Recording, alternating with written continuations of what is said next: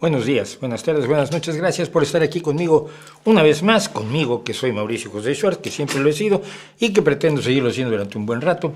Y esto es El Rey va desnudo en su versión de los jueves, que se llama Revista Semanal, como lo comento todas las semanas. Pero siempre hay alguien que no había venido y al que hay que informarle, entonces los que ya se lo saben, perdonen que repita el mismo rollo todas las semanas. Les prometo seguirlo haciendo todas las semanas.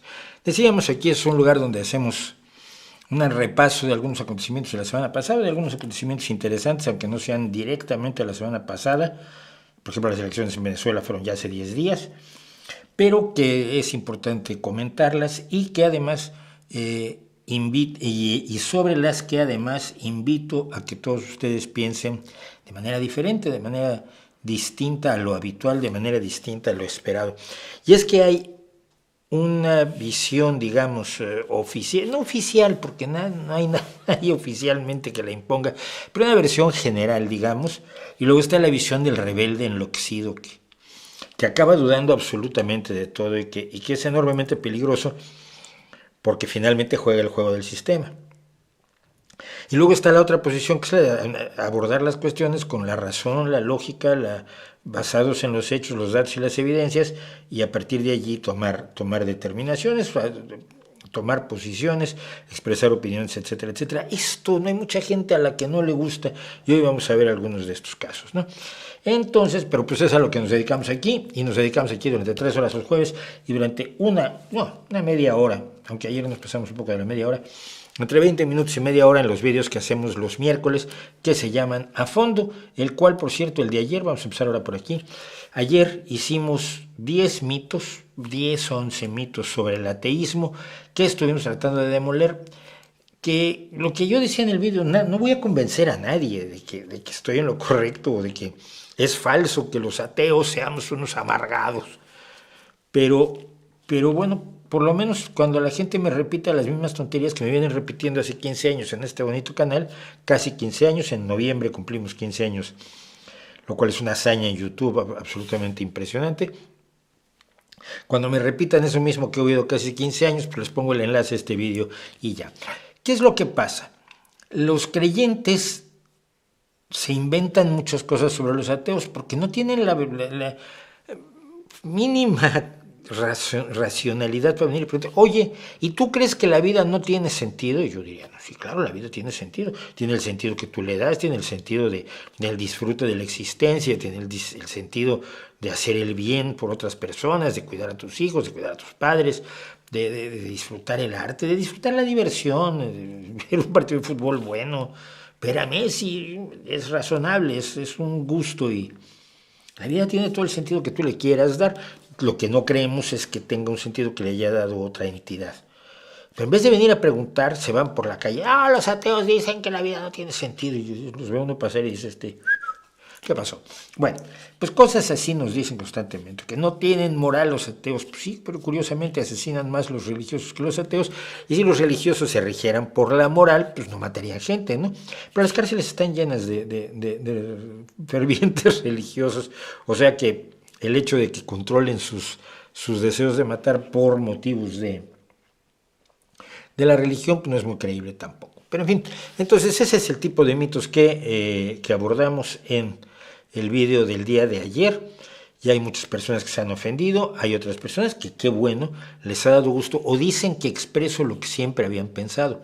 Miren, cuando uno es comunicador, que es mi trabajo, lo que uno hace es exactamente eso, poner en palabras comprensibles aquello que de otro modo no sería comprensible para la gran mayoría de la gente. Esto lo hago como divulgador científico, esto lo hago muchas veces cuando simplemente traduzco notas que no aparecen en español o que aparecen traducidas con las patas o con directamente con mala intención y con mala baba, y yo las traduzco para que ustedes se enteren qué pasaba. Yo soy una correa de transmisión. Y esto es lo que no entienden otros cuando dicen, ¿tú crees que sabes también ahora de astronomía? No, yo voy con los astrónomos, les pregunto, ¿y esto cómo funciona así? Entonces vengo al canal y les digo, ¿esto funciona así? Y no es porque yo me lo haya inventado, porque yo lo haya descubierto, me haya pasado las noches ante un telescopio, sino porque voy con la gente que sabe. Es una forma de enterarse. En fin, que así es como vamos a dejar esto. Demolimos mitos sobre el ateísmo, sobre si tenemos o no tenemos moral, si creemos que todo vino de la nada, si odiamos a Dios, que es una cosa muy curiosa, es de las cosas raras que me dicen, y cosas así. A ver cómo nos va con eso. Como siempre, les recuerdo que a las 8:30, perdón, a las 8:30 de la noche, que hacemos un pequeño corte, vamos a poner un capítulo de cosas que sabemos, una serie de vídeos que hicimos hace algunos años, no tantos, sobre los artículos que yo escribía en el Correo durante 18 años de divulgación científica, y el de hoy es muy especial porque se dedica a Primo Levi, que escribió uno de los libros de divulgación científica más maravillosos de la historia sobre química. Él era químico, pero también fue un partisano y un superviviente de los campos de los campos de exterminio nazis, así que vale la pena mucho ver su historia, y como siempre les pido que me den su apoyo. Compramos micros, ahí les enseño.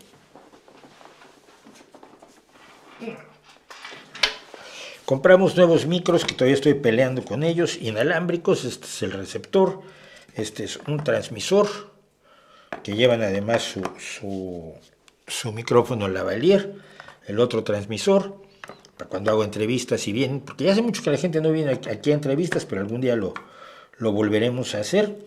Es su cajita cargadora, y esto se logró comprar pues gracias a ustedes, como este micrófono que me está viendo ahora, como esa cámara con la que me están viendo, como este ordenador,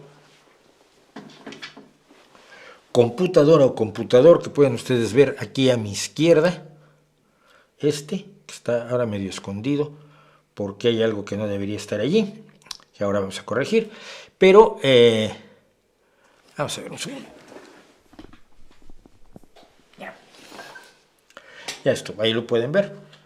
Este también se compró gracias al apoyo de ustedes en Patreon o en PayPal. ¿Y qué quiere decir esto? Que en Patreon pueden ustedes darnos una pequeña donación mensual, que las normales son entre 1 y 30 euros, pocos de 30, muchos de 1, varios de 5, varios de 10, que se agradece muchísimo todo el tiempo que puedan estar. Hay gente que ha estado durante varios años apoyándonos, y que al final esa pequeña aportación de 3 euros al mes se convierte en una cantidad suficiente como para comprar un micrófono así, ¿no?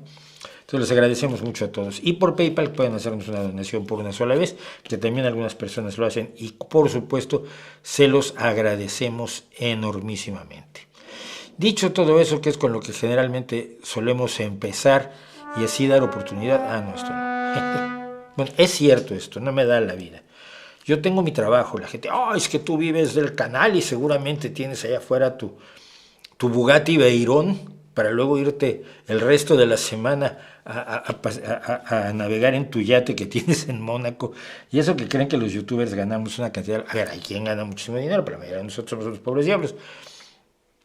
Yo tengo mi trabajo, aparte de mi trabajo tengo una familia, tengo un perro que tiene mucho tiempo, es un pesado, tengo cosas que me gusta hacer, me gusta oír música, leer, ver vídeos, enterarme de cosas. Soy fotógrafo aparte, cada vez menos, pero sigo siendo fotógrafo, me gusta así, de vez en cuando toco la guitarra. Entonces, pues la vida no me da para todo lo que yo quisiera hacer. Eso lo usamos en ocasiones para explicarle a la gente por qué no puedo hacer todo lo que me piden. Pero bueno, dicho todo eso, siempre que empezamos así, empezamos después con esto estorba, molesta y da lata. Empezamos un poco con el chat, que es como nos gusta comenzar. Y dice Daniel Burgoyne: buenos días desde México. ¿No crees que al mexicano promedio le falta más patriotismo? Tal vez así no venderían el país por monedas. No, mira. El mexicano promedio no tiene nada que vender. Generalmente su fuerza de trabajo y poco más. Entonces no puede vender al país porque no ha tenido acceso al país. Es decir, no ha tenido acceso a tener poder realmente en el país, como ocurriría si México fuera una democracia plena, donde aunque sea un poco de poder tienes a través de tu voto y a través de las personas que te representan en el legislativo y el ejecutivo. Si algo sobra en México, es patriotismo. Es decir, ¿qué es la patria?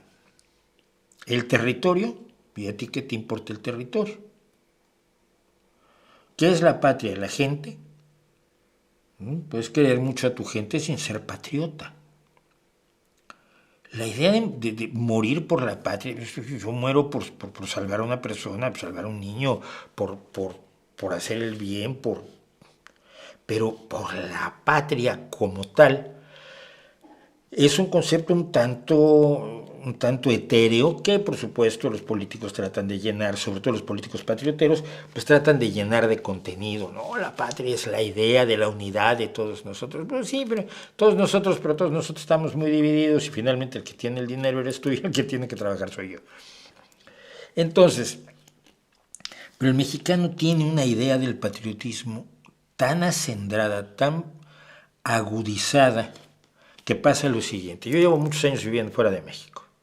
Hay gente que me dice que yo no tengo derecho a opinar sobre lo que pasa en México porque me fui de México, porque no vivo en México. Esa es gente que opina sobre lo que pasa en Rusia, sobre lo que pasa en Francia, sobre lo que pasa en Italia, sobre lo que pasa en Burundi, lo que pasa en Canadá o lo que pasa en Australia. Ellos sí pueden opinar sobre otros países, pero yo no puedo opinar sobre México, porque siendo mexicano al parecer he ejercitado una especie de traición cósmica al no vivir dentro del país. Esa es una visión patriótica absolutamente despreciable. Pero hay más. Cuando un mexicano que no tiene el apoyo del gobierno, que tiene que hacer un crowdfunding, al que sus propios compatriotas lo miran con asco, muchas veces, que pues, hay que se las arregle solo, ¿no? Va y triunfa. Entonces siempre salen los imbéciles en fila india con su banderota de México, un orgullo para México. Las chicas de la natación sincronizada, hijo de tu madre, las chicas de la natación sincronizada tuvieron que pagarse ellas solas su entrenamiento, su alquiler de las piscinas para entrenar y su viaje a Francia. Y ahora que dan un excelente espectáculo, ¡ay, qué orgullo para México! Tú saliste a decirle a López Obrador que le dijeran a Patricia Guevara que dejara de ser una miserable sátrapa, zarina, brutal del deporte que le arrancó todo su presupuesto a todos los deportes acuáticos de México. ¿Saliste tú a la calle a protestar contra López Obrador? ¡Ay, no, es que yo soy muy patriota y Morena es morenita! Ah, pero las chicas son un orgullo para México. No es un orgullo para ti, es un orgullo para ellas. Tú no hiciste nada para que ellas estuvieran en la piscina teniendo éxito en París. The Warning, una banda que yo cada vez quiero más. Es increíble. Yo trato de ser muy coherente, pero cada vez las quiero más. Cada vez las admiro más. Cada vez más siento que el rock en este momento en el mundo tiene como fulcro, como la punta del compás alrededor de la cual gira a The Warning. Las persiguieron, las insultaron, las siguen insultando. Ay, es que tienen dinero. Oye, qué bueno que puedan pagarse sus instrumentos. ¿Qué querías que tocaran en vez de una batería con cubetas en la calle? Eso te pasaría, sería muy bien. Hombre, qué bueno que pudieron tener los recursos necesarios para desarrollar un talento innegable. Ah, pero es que no cantan en español. Y dice los Scorpions, ¿por qué no cantan en alemán? O dice a Van Halen, ¿y por qué no cantas en flamenco? No lo dicen. Pero al Warning le han dado. Y le siguen dando, ¿eh? Ah, pero resulta que acaban de tener el más grande éxito del mundo en el festival de metal de Wacken. Wacken, en Alemania. ¡Ay, qué orgullo para México! ¿Han puesto en alto el nombre de México? No, hijo, tú y yo no. Han puesto en alto el nombre de Villarreal Vélez, que es el de ellas. Y de su equipo y de la gente que las ha rodeado. Y de Rudy y del técnico de la guitarra y del técnico de la batería de Paulina. Y del técnico de luces y del técnico del bajo de Alejandra. Ese es el nombre que han puesto en alto. ¿De México? De México no. Pero tenemos esa estúpida idea de que cualquier mexicano que resalta es un éxito nuestro. Eso es patriotismo del más imbécil. Salma Hayek triunfa en Hollywood. ¡Ay, es un orgullo para México! Por favor. El Toro. Guillermo del Toro ha tenido un triunfo enorme en Estados Unidos. Qué gran orgullo para México. Salió huyendo de México después de que tu amigo Cedillo nos hundió a todos. Yo iba a hacer una película con Guillermo del Toro cuando Francis Ford Coppola lo vio que estaba hundido porque no tenía presupuesto para hacer nada, después de que su amigo de ustedes, por el que votaron, Ernesto Cedillo Ponce de León, destrozó la economía del país y Guillermo y yo estábamos con una mano adelante y otra atrás, cada uno por su lado, él en Guadalajara y yo en México. Y Francis Ford Coppola se lo llevó. Ya ha puesto en alto el nombre de México, ha puesto en alto el nombre de Francis Ford Coppola y su propio talento, que lo tiene innegablemente. Si algo sobra en México es patriotismo, patrioterismo, malinchismo, este odio a lo extranjero, que si luego se traduce siempre en un amor brutal a lo extranjero, ¿no? Falta objetividad, y el patriotismo nunca es objetivo, así que no. Y los que venden al país por monedas son los que están hasta arriba, y los que están hasta abajo, ¿sabes qué hacen con los que están hasta arriba? Les aplauden. ¡Ay, López Obrador! Pero es que es tan bueno. Ay, y habla siempre en favor de los pobres. Oye, pero ha enriquecido a los ricos en México más que nunca, que ningún gobierno en la historia del país.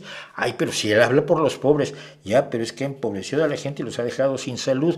Y a las mujeres las ha dejado sin protección. Y ha permitido más de 130,000 asesinatos. Pero ¿cómo si él habla tan bonito? 3 horas todos los putos días. Es muy mexicano. Sobra patriotismo, ya no digo más. ¿A qué hora empieza el maestro? El maestro no sé, yo empiezo generalmente a las 7 de la tarde. Buenos días, Clara Sánchez, que ahí tenemos que hablar cómo hacemos para que me ayudes más. Antonella Ventura, buenas tardes. Antonella, me había pasado una cosa que iba yo a comentar aquí el jueves pasado, pero se me pasó y a ver si hoy me acuerdo, por favor.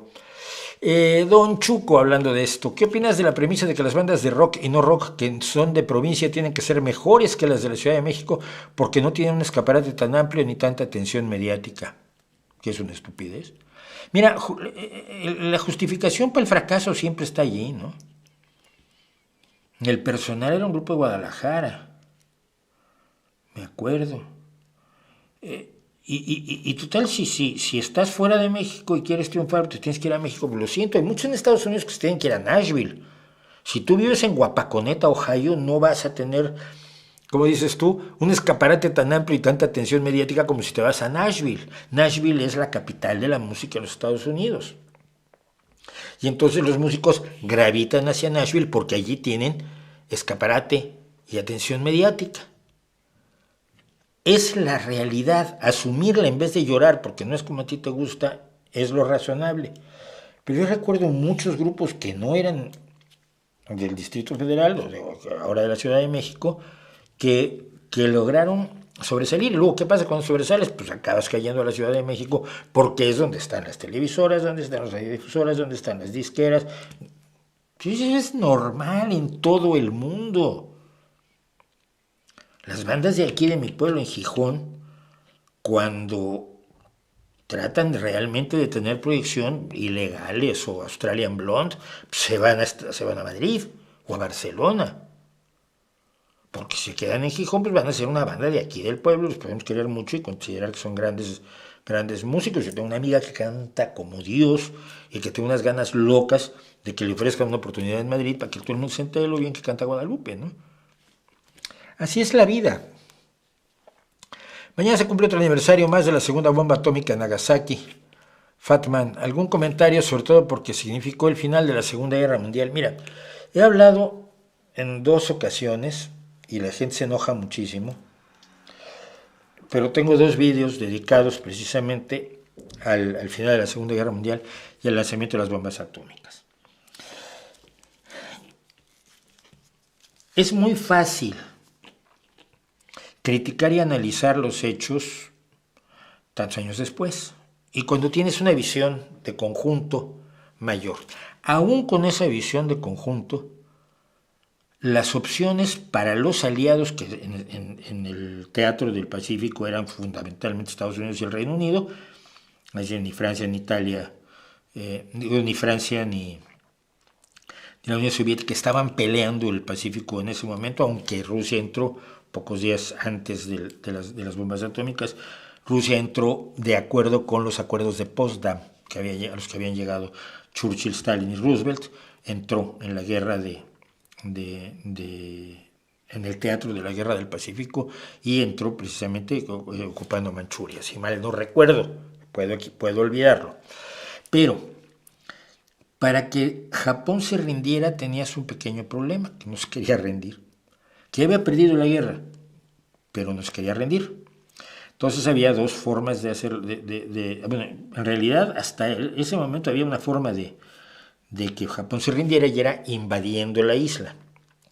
La preparación de Japón para la invasión era enorme y la decisión de la gente de morir por el emperador si había una invasión era brutal. Se calculó, los jerarcas militares en aquel entonces calcularon con los elementos que tenían a mano que una invasión costaría 1 millón de vidas de soldados aliados, estadounidenses y británicos principalmente, y 5 millones de civiles japoneses que se defenderían. ¿Qué tanto estaban dispuestos los japoneses a morir? Mira, tienes el caso de los kamikazes, gente que se lanzaba con sus aviones a suicidarse a falta de bombas, su avión y ellos mismos eran la bomba que se estrellaba, se lanzaba contra las embarcaciones aliadas. Tienes el caso de los combatientes japoneses que no se enteraron que la guerra se había terminado y que 30 años después seguían peleando la guerra ellos en la selva, no me acuerdo si en Filipinas, no me acuerdo exactamente en qué lugar fue, pero hubo 2 o 3 casos de japoneses que el emperador no les había dicho que se rindieran y ellos no se rindieron.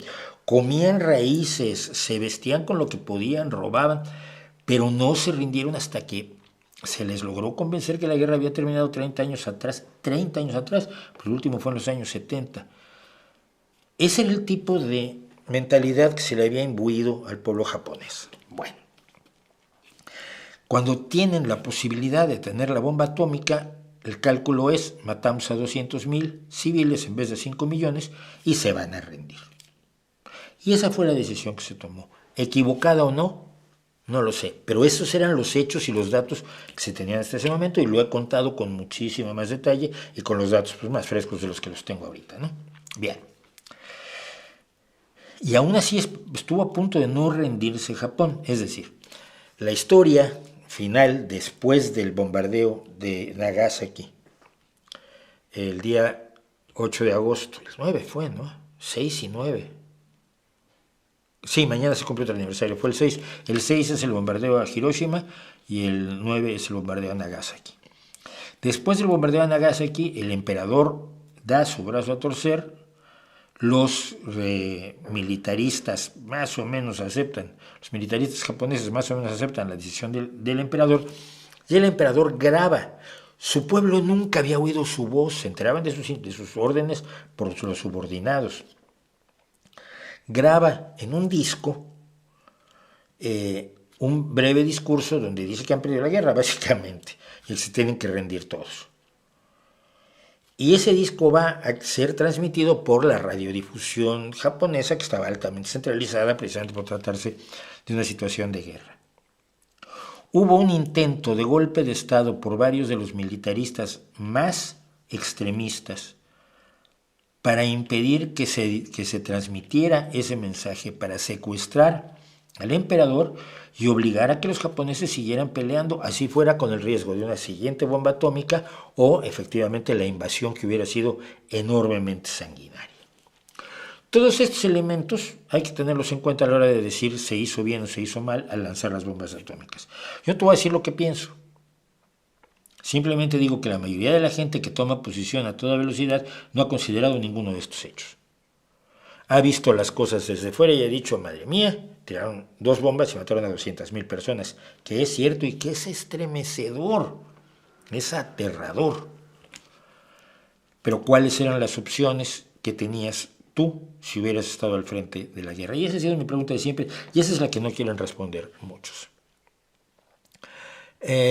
¿No te gusta fantasear usando la suspensión de la incredulidad? Tengo 3 novelas, 2 libros de cuentos y algunos guiones de televisión escritos precisamente en la suspensión de la incredulidad. Yo escribo cuentos de vampiros, escribo cuentos de fantasmas, escribo cuentos de hombres lobo, escribo cuentos de viajes espaciales, muchísimos, escribo cuentos de todo tipo que utilizan la fantasía porque sé que escribo fantasía y Para que haya la fantasía, lo que, por si la gente no lo sabe, tiene que haber una suspensión de la incredulidad. Es decir, como autor, todo autor que tú hayas leído, que sea de fantasía, establece contigo un pacto. Al principio del texto que vas a leer, sea un cuento, sea un libro, sea una novela, o sea una obra de teatro, incluso en el cine. Cuando empieza una película, se establece un pacto tácito entre el autor y el espectador, el público, el lector. Créeme y te lo vas a pasar bien. Si yo empiezo, había una vez un cerdito al que le gustaba cantar rock clásico.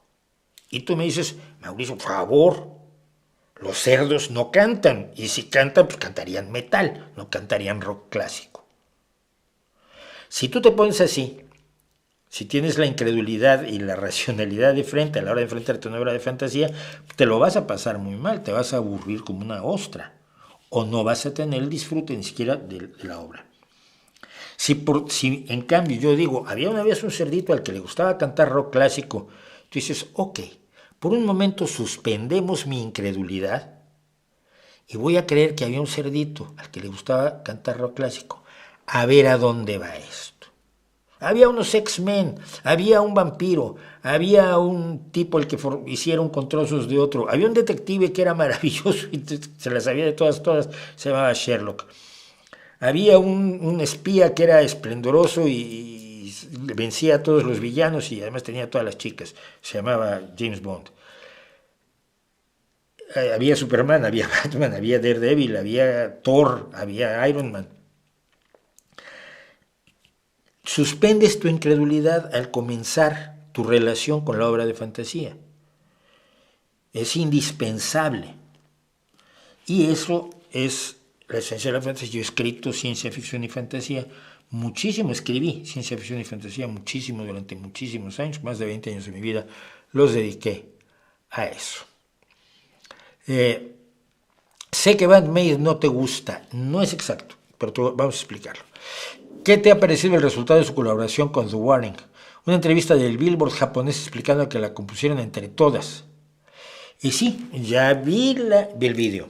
Ya leí la entrevista en Billboard. De hecho, ya vi hasta el vídeo que hicieron los del PRS, las guitarras PRS, porque tanto la guitarrista de Van Maid como Dani tocan guitarras PRS. Y esto para la marca pues es una publicidad extraordinaria.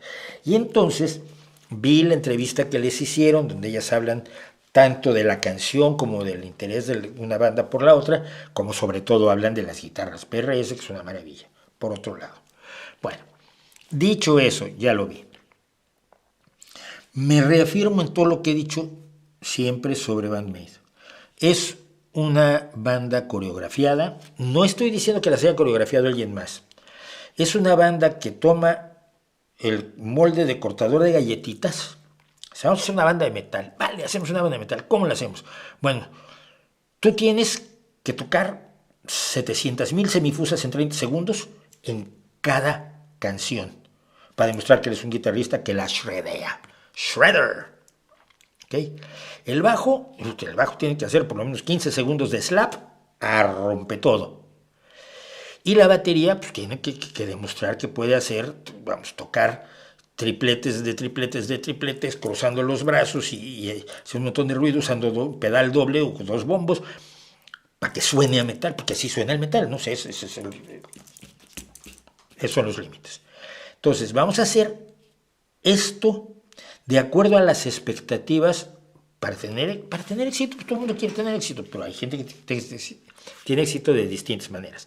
Y entonces, todas nos disfrazamos igual, nos vestimos igual, así como Kiss, pero enseñando las piernas, y hacemos música que nos gusta hacer. No digo que no les guste hacerla, pero están constreñidas por las limitaciones que se han impuesto a sí mismas.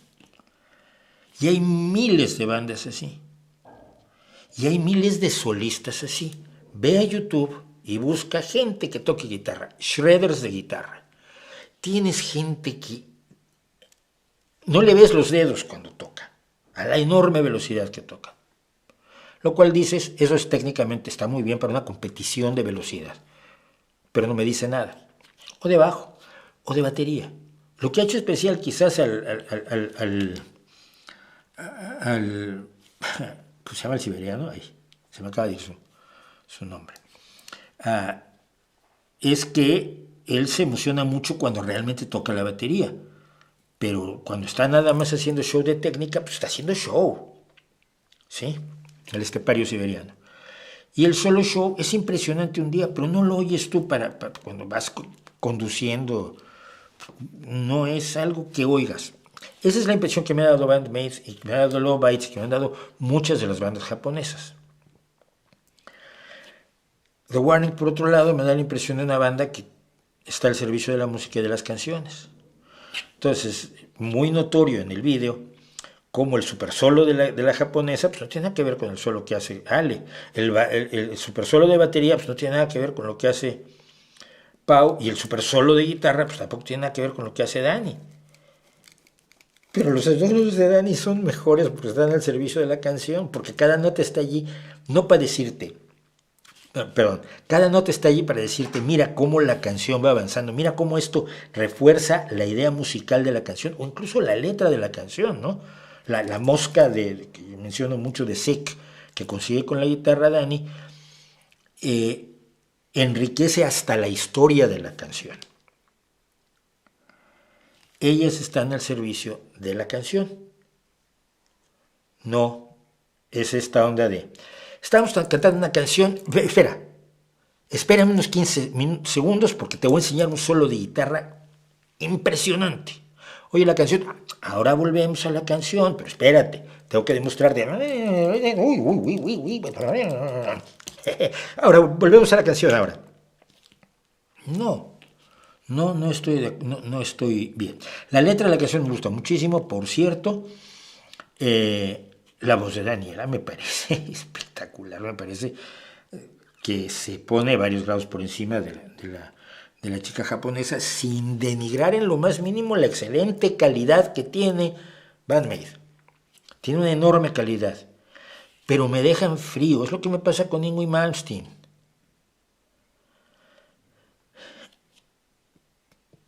Y es lo que no me pasa con, por ejemplo, hablando de guitarristas, el otro día lo mencionaba yo, B.B. King. B.B. King tocaba muy pocas notas, no era un shredder, no hacía grandes escalas, ni mucho menos.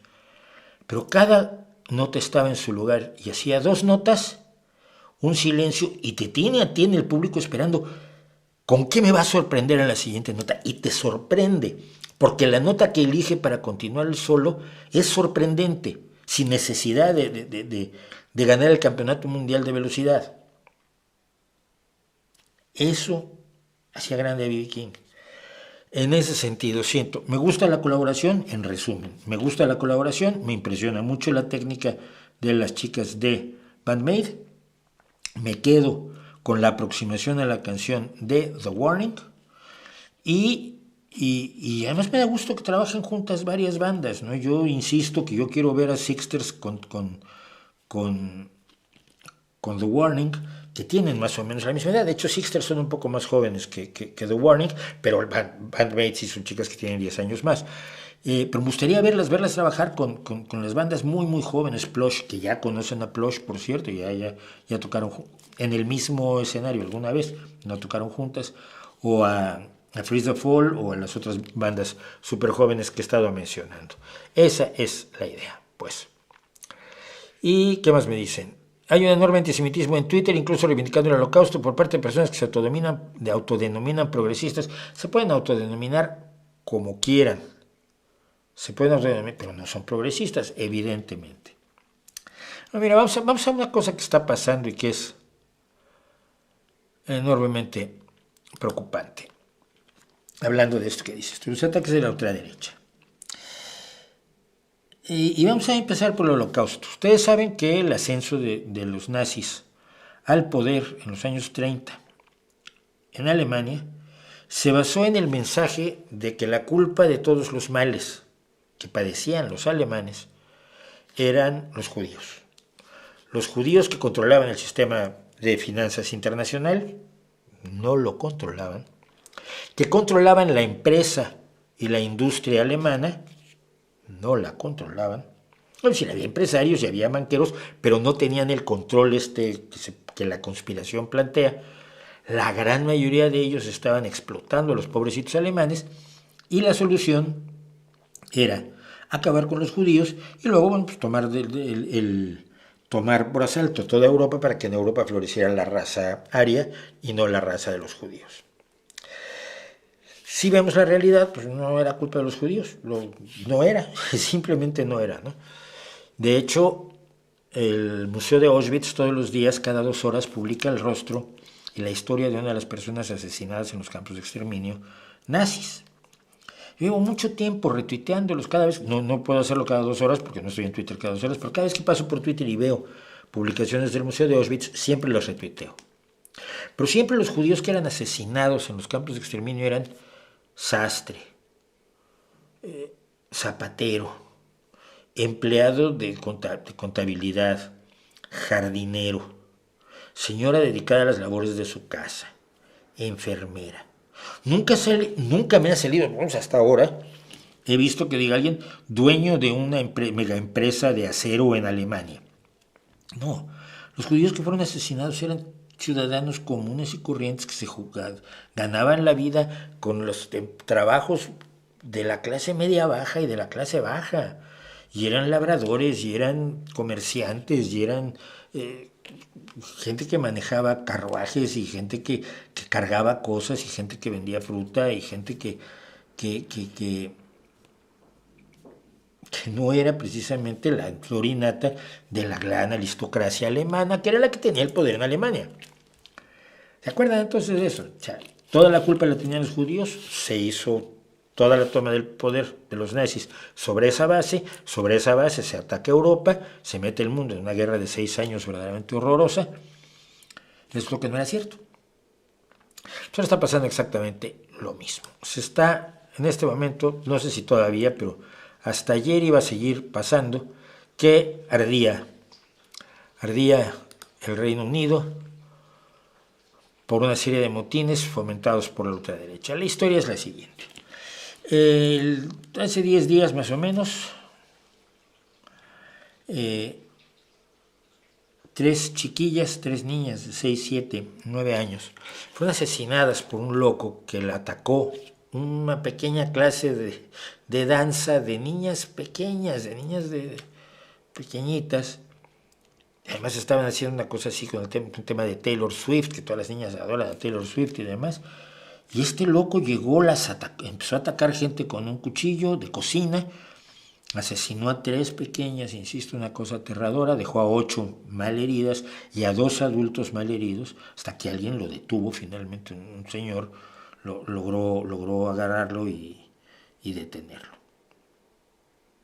Lo siguiente que ocurrió es que en las redes sociales, y especialmente en las redes sociales relacionadas con la ultraderecha racista más basurienta del Reino Unido, incluido un líder nazi que por cierto lo pillaron en Chipre en una piscina, pues estaba de vacaciones, y desde Chipre estaba tuiteando hay que matar porque lo que dijeron, el mito que se empezó a esparcir en las redes sociales es que el asesino había sido un inmigrante que había llegado a Estados Unidos al Reino Unido en un barco, en un bote inflable, como se está cruzando ahora el estrecho del canal, y que había llegado pidiendo refugio y además era musulmán. Y esto lo empezaron a repetir las redes y los canales de Telegram y los WhatsApps y los Facebooks y los Twitters de la ultraderecha, y empezaron a retuitearlo otras personas que no eran de ultraderecha, pero que les alarmó que un inmigrante musulmán que hubiera llegado y que todavía le estaba apoyando el gobierno británico para que no se muriera de hambre, pues había matado a 3 pequeñas. Curiosamente, los primeros que lo retomaron fueron los medios de comunicación rusos. Los medios de comunicación rusos rápidamente dijeron que un inmigrante musulmán que estaba pidiendo refugio había asesinado a las 3 pequeñas. Y empezaba a haber ataques, primero el día siguiente contra una mezquita, y de pronto por todo el Reino Unido empezó a haber gente que trataba de quemar hoteles donde se tiene a personas que están solicitando refugio, solicitando asilo político. se quemaron estaciones de policía, se quemaron curiosísimamente oficinas dedicadas al apoyo ciudadano en barrios obreros, en barrios de pobres, en barrios donde la mayoría de la gente, una gran cantidad de gente, acude a esas oficinas a obtener cierto apoyo en cuanto a sus trámites, en cuanto a cómo obtener ciertas subvenciones para comer, para el alquiler, para conseguir empleo.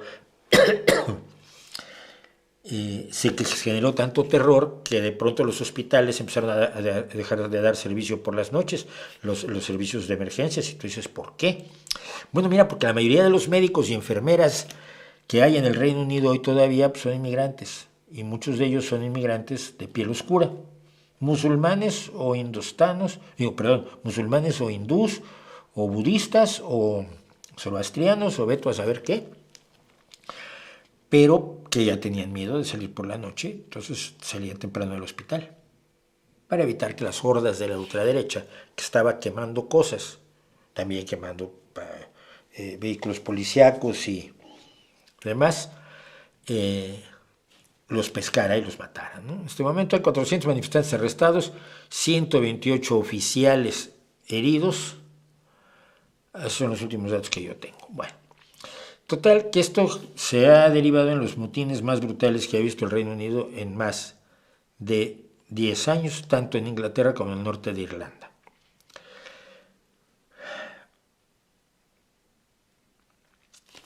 El chico que fue el asesino de estas 3 niñas es un chico nacido en Gales, de padres ruandeses, católicos. Ruanda es un país preeminentemente cristiano y de entre su gran mayoría cristiana, sobre el 90%, la gran mayoría son católicos.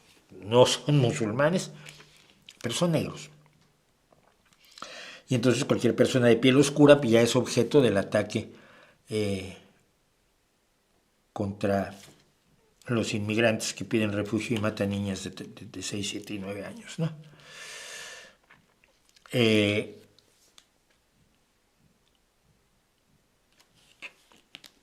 Afortunadamente ayer,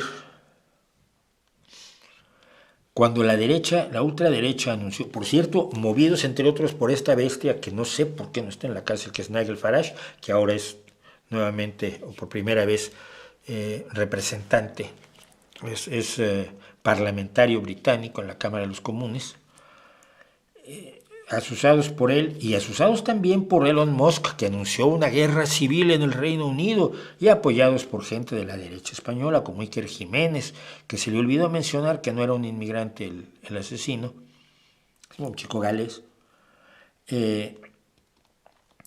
Anunciaron ayer una serie de movilizaciones que era prácticamente una noche de horror, una noche de los cristales rotos, o una noche de los cuchillos largos, más una noche de los cristales rotos, porque iban contra la gente de piel oscura.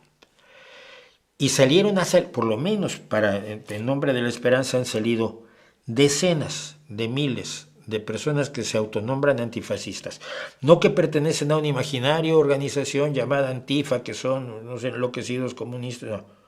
Gente que es antifascista como tú y como yo, bueno, como yo por lo menos, que soy absoluto enemigo del fascismo y del nazismo, y han salido a las calles ayer para parar a la ultraderecha, y de pronto la ultraderecha parece que ya no tenía tantas ganas de salir a la calle. Porque así se les para, demostrando que la mayoría de la gente no está con ellos. Porque no hay que estar con ellos. Y porque no hay que estar con esta gente que además las niñas les dan exactamente igual. Son un pretexto para sus posiciones políticas, como en este caso. Y voy al caso siguiente.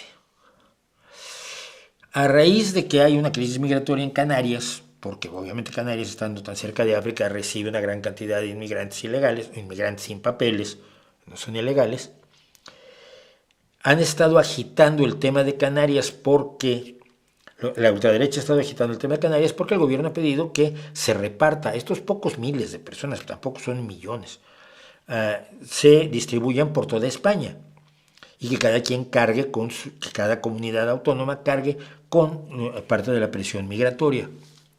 Y entonces la ultraderecha, si se fijan ustedes, casi ninguno con su nombre, y algunos de ellos con nombres que uno presume falsos, como Sonia Lalanda, Dice, ¿por qué le llamarán presión migratoria cuando quieren decir invasión? Y cuidado, invasión con S mayúscula, que es Sion, porque sionismo, los malditos judíos.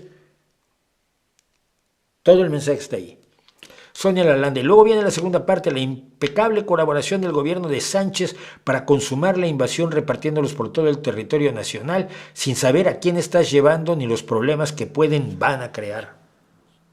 Van a crear problemas.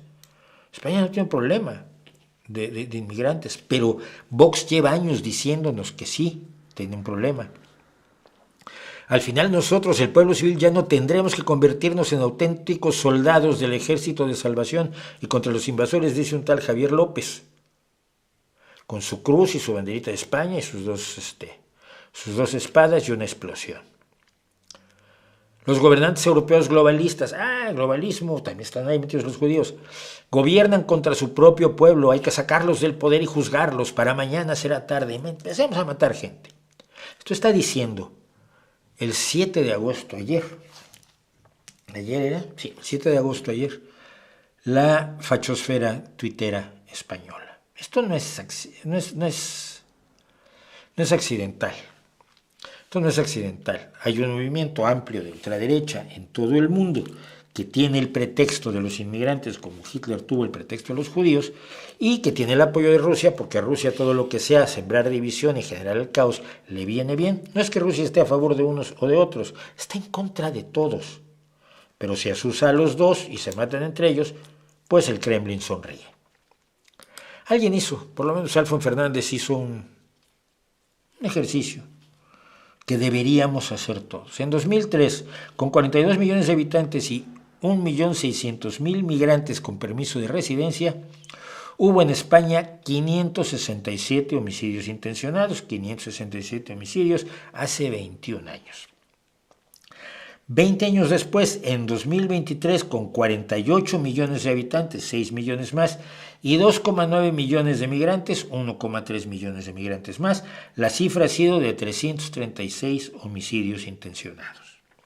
No, los inmigrantes en España no están asesinando gente, están violando mujeres masivamente, no lo están haciendo más que la población española, españolito, que vienes al mundo te guarde Dios, pero se está buscando generar ese tipo de presión, ese tipo de angustia, ese tipo de miedo, ese tipo de irracionalidad, ese tipo de no pararte, decir, es que si son los inmigrantes, vamos a matar a los inmigrantes. Oye, no es que es un chico que nació en Gales. Bueno, pero los malditos musulmanes, es que es católico. Bueno, entonces no atacamos a los inmigrantes musulmanes. No.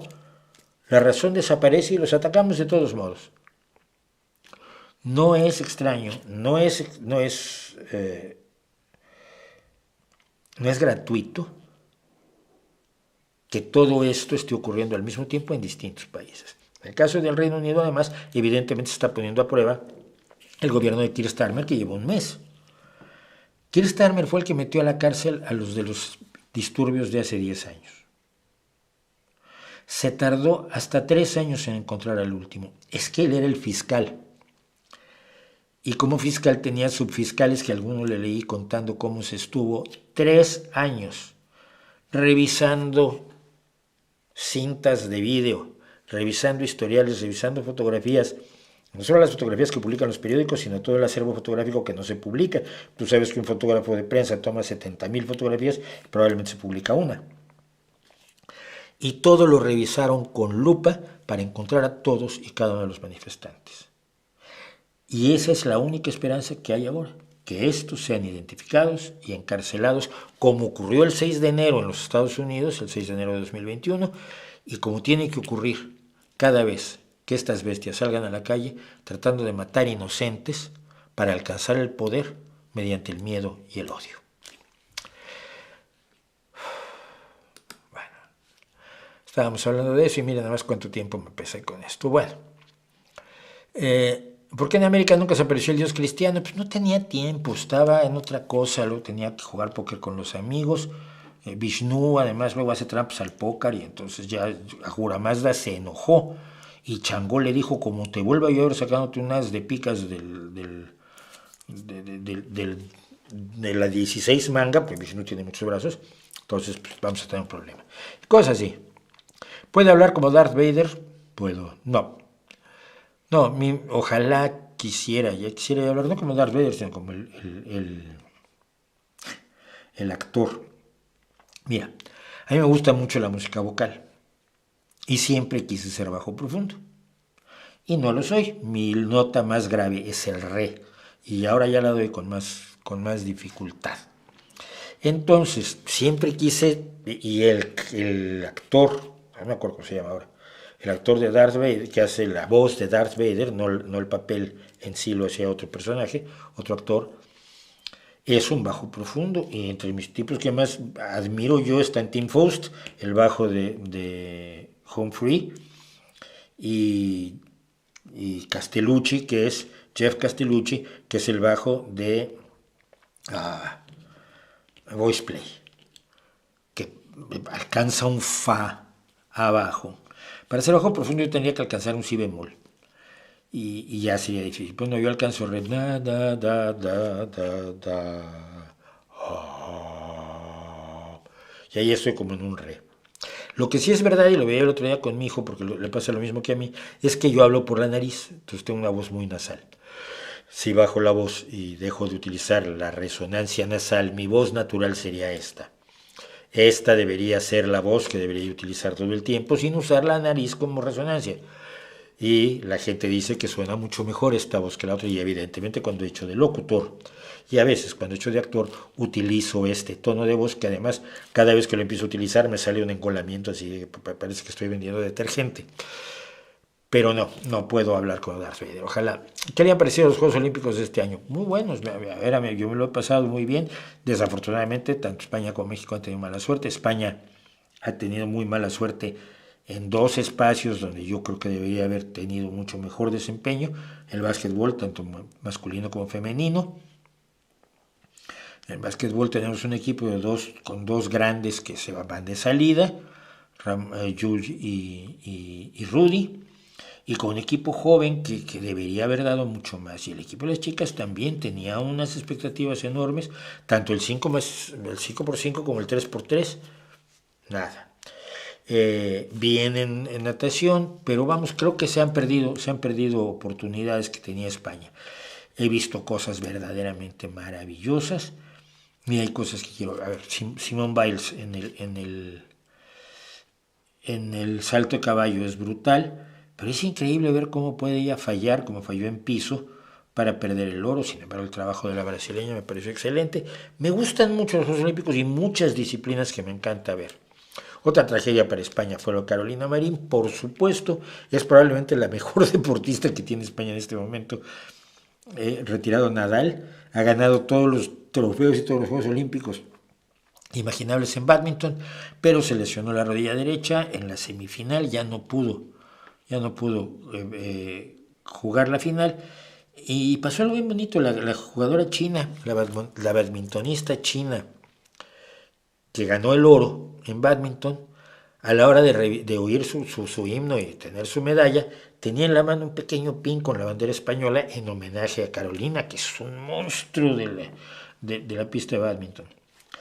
Me han gustado mucho, digo, hay momentos como el del tirador turco, cuyo nombre sigo sin saberme, el del la mano en el bolsillo, tirando como no tenía nada, pasaba yo por aquí, me dijeron, ¿quieres tirar un rato? Plata con tu compañera, pues ya tenemos la plata, pues la compañera también tira maravillosamente. Ese tipo de cosas son las que hacen las memorias olímpicas, y las memorias olímpicas son importantes, fíjate.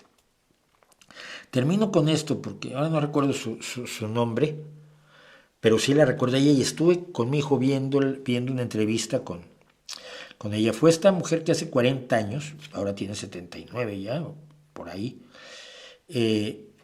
hace 40 años en los Juegos Olímpicos de Los Ángeles se corrió la primera maratón femenina de la historia. Ahora nos parece prácticamente increíble. Ay, no, las mujeres tienen que haber corrido el maratón siempre. No, se decía que el maratón era demasiado exigente para el cuerpo de la mujer. Pero finalmente ya se habían hecho varios maratones y por primera vez se hizo una maratón olímpica de mujeres en Los Ángeles 94. Hace 40 años. 84, perdón. Y esta corredora suiza, que era una atletaza y hacía alpinismo y esquí, y ya había corrido maratones y medias maratones, entró al estadio que parecía que venía bebida. Y como ella cuenta, tenía la cabeza bien, pero el cuerpo no le estaba respondiendo. Tenía todo el lado izquierdo del cuerpo acalambrado, con el brazo derecho intentaba conservar el equilibrio y tenía que dar la vuelta de 400 metros a la pista del Estadio Olímpico para llegar a la meta. Y parecía que no llegaba. Yo lo recuerdo, la angustia que nos provocó a todos, porque además cuando se acerca ella un poco al centro del Estadio Olímpico, se acercan los médicos y le dicen, ¿necesitas ayuda? Y ella les dice, no, ya lo hice hasta aquí, pues deja intentarlo. Hasta que cruza en una situación, estaba absolutamente deshidratada, cruza la meta y ahí sí se derrumban los brazos de los médicos, que le pusieron hielo, le dieron agua y en 2 horas estaba fuera de la clínica. Esos son los momentos olímpicos que le dan sentido a toda esta parafernalia y a toda esta locura. Los Juegos Olímpicos son un absurdo gigantesco y al mismo tiempo son la oportunidad de soñar. Son la posibilidad de soñar. Un récord olímpico puede ser inferior al récord mundial, pero es el récord olímpico. Y tiene toda la simbología de la que lo llenó el Barón de Coubertin, inventándose incluso deportes. Nadie sabe cómo lanzaban el disco los antiguos griegos, pues nos lo inventamos. ¿Y qué? Y la jabalina pues también, y la bala pues también. Nos inventamos deportes para hacer una cosa cada 4 años que es un horror comercial, que es todo lo que ustedes digan, pero que al mismo tiempo permite que tengamos esos momentos simbólicos que los seres humanos necesitamos. O por lo menos yo lo veo así. No he hablado nada de la entrega del Mayo Zambada y el hijo del Chapo. ¿Fue entrega o captura? No tengo idea. ¿Y sabes por qué no he hablado de ello? Pues no tengo idea. Y como no tengo idea, ¿qué te puedo decir? No tengo idea. Pues mi opinión se resume en esas 3 palabras y siento mucho no poderte dar más. Saludos desde la ciudad de Praia Grande, estado de Sao Paulo, Brasil. Pues que están ustedes en invierno ahora. O sea que debe estar delicioso Sao Paulo. Con el tema de la sobrerepresentación en México, podría argumentarse que la Constitución establece la democracia como un derecho irrenunciable, ya que limita a 300 diputados del mismo partido. Pues no lo sé. La democracia no es un derecho, es un procedimiento. Es una forma de gobierno, pero no es un derecho. Tienes derecho a votar, tienes derecho a un juicio justo, tienes derecho a que tus representantes tengan voz y voto en el legislativo, y a que tu representante, en el caso de México, que es un estado presidencialista, es un sistema presidencialista, a que el hombre que tú has votado sea o mujer sean los presidentes de la República, pero nada más.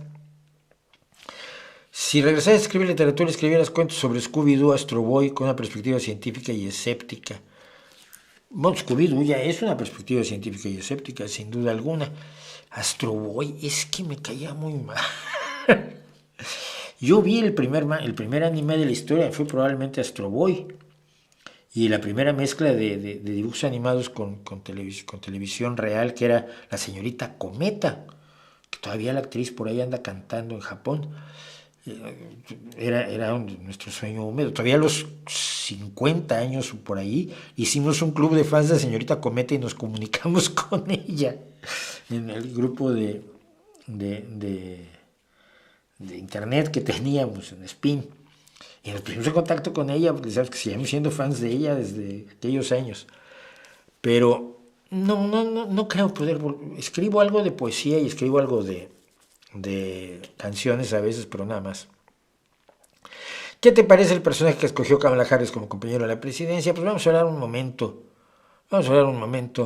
de el señor Tim Walz, candidato a la vicepresidencia por el Partido Demócrata, cortesía o punto de vista de la señora Kamala Harris, que por cierto los trae locos, Me tiene impresionado la enorme imbecilidad de la que es capaz el Partido Republicano en su versión actual, que es una versión muy distinta, no sé, incluso que la versión de Reagan, que era un neoliberal repugnante, pero no era un nazi.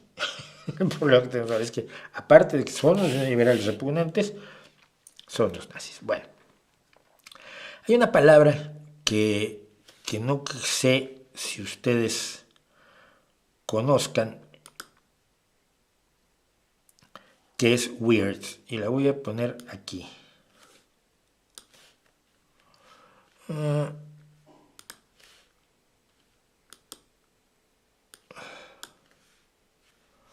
Ay.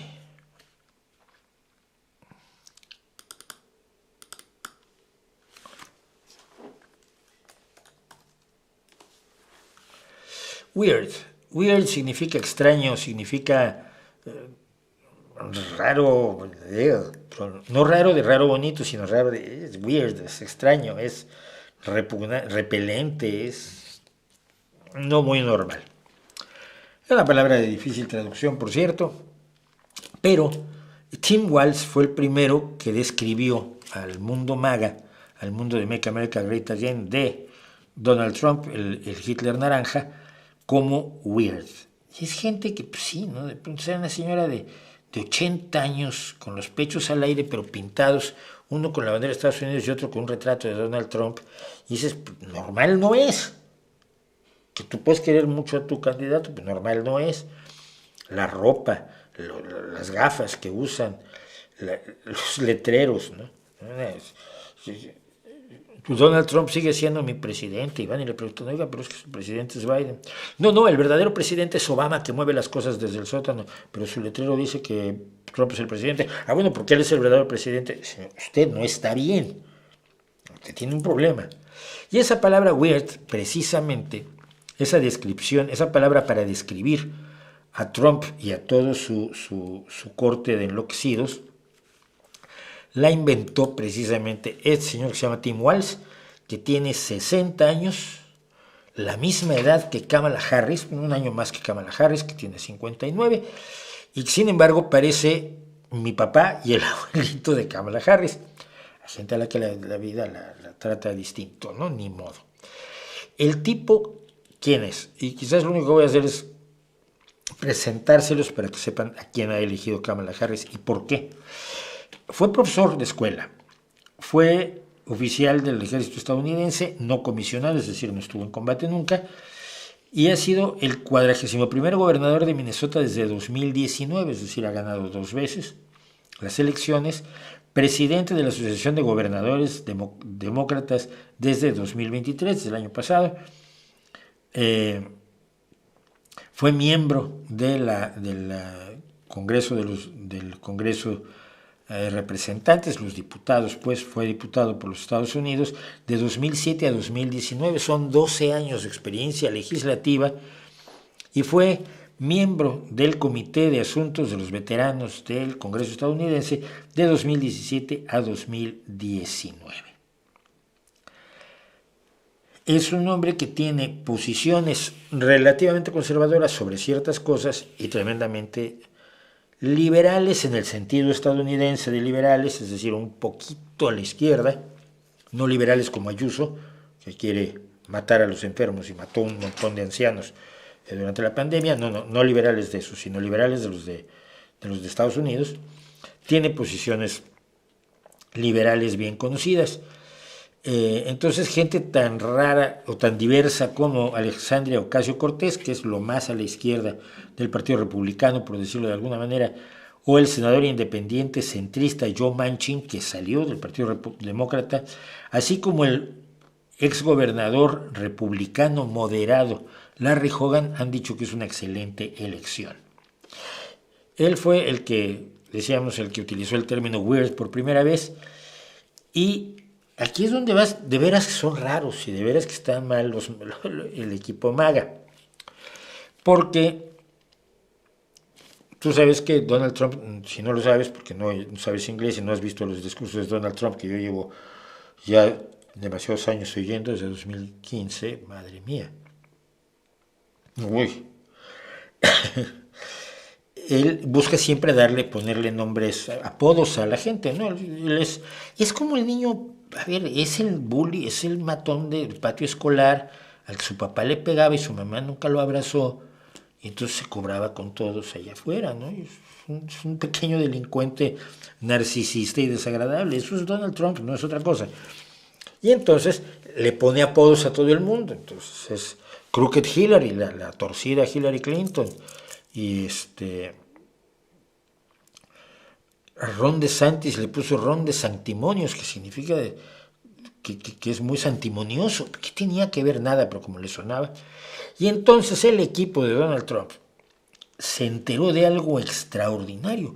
Como gobernador digamos que fue de Minnesota, a ver, no me lo sé de memoria.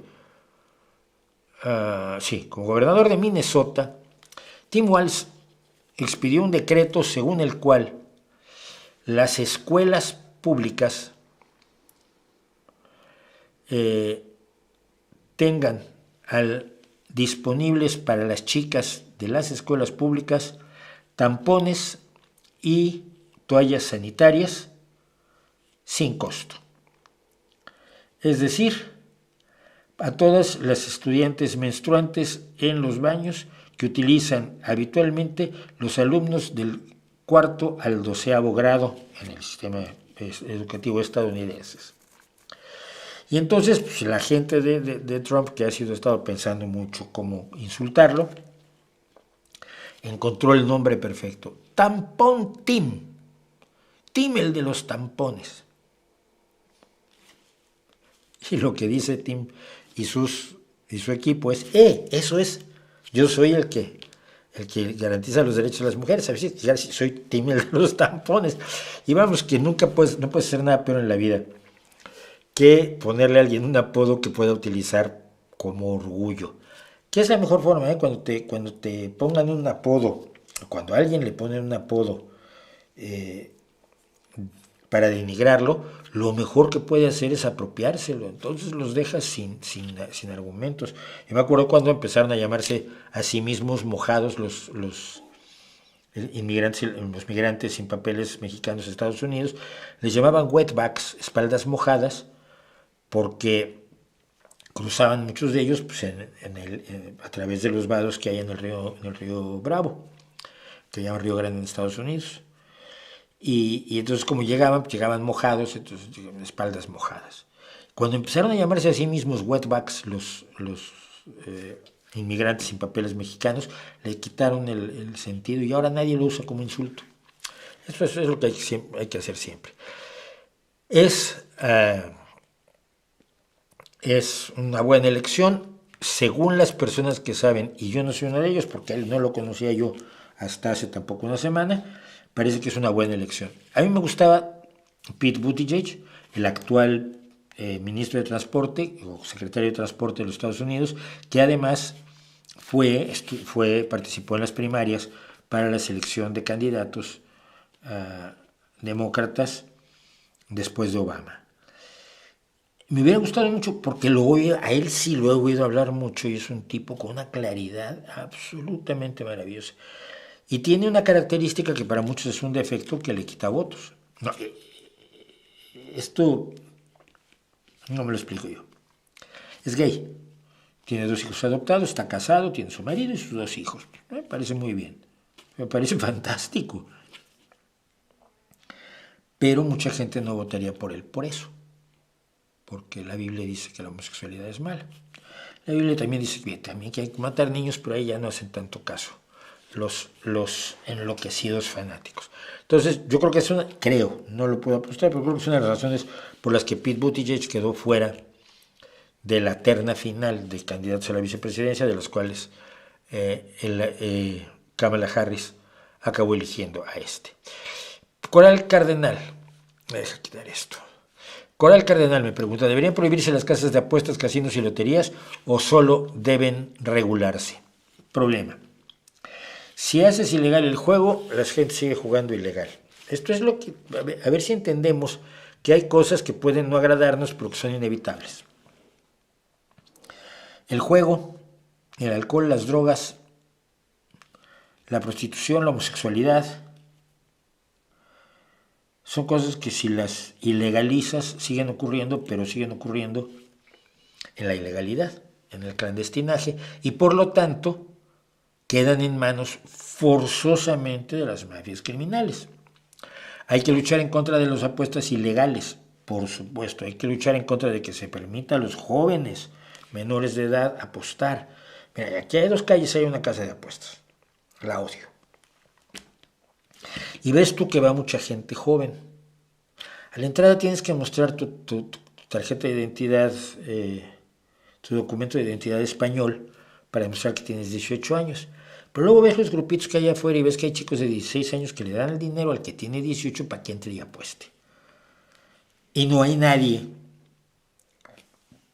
de los responsables de comercio que se pase por allí y diga, aquí me están haciendo chanchullo y aquí se está dejando apostar a los jóvenes, quieran que no. Pero si haces ilegal el juego, entonces las mafias se hacen cargo del juego. Si ilegalizas la homosexualidad, pues los hoteles donde pueden reunirse los homosexuales serán manejados por mafias. Si ilegalizas la prostitución, entonces convertirás toda la prostitución o gran parte de mayor parte de la prostitución en trata de mujeres. Lo que tienes que hacer es buscar formas de mantener una cierta regulación, pero luchar con todo contra la trata, que no es prostitución, es esclavitud sexual. Estos son los casos en los que una sociedad tiene que aceptar ciertas cuestiones que no son del todo quizás ideales o aceptables, pero que son inevitables. Hay otras cosas que son inevitables, pero que no puedes legislar, como el robo, la violación, el asesinato, evidentemente. Pero cuando puedes dejarlo en manos de gente que lo haga voluntariamente y puedes regularlo con mucho cuidado para evitar sus peores efectos, la ludopatía en el caso de los casinos, la trata de mujeres, sobre todo de mujeres, pero hay de todo, y sobre todo y más aterrador la trata de niños en el mundo de la prostitución o del comercio sexual, la sociedad debe hacerlo buscando la solución mejor, aunque no sea la más agradable, porque hay soluciones que son desagradables, cosa que mucha gente no lo acepta. Entonces, siendo que yo detesto esta casa de apuestas que hay aquí, donde veo a los chicos apostar, si se ilegalizara sería peor. Porque el mafioso que empieza a correr apuestas, él sí no va a pedir el documento de identidad de nadie, por ponerte un ejemplo, ¿no?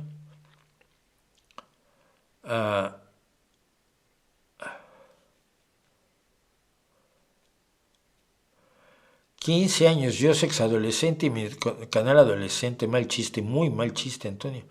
Muy mal chiste, te lo apruebo porque yo hago chistes malísimos, pero nada más.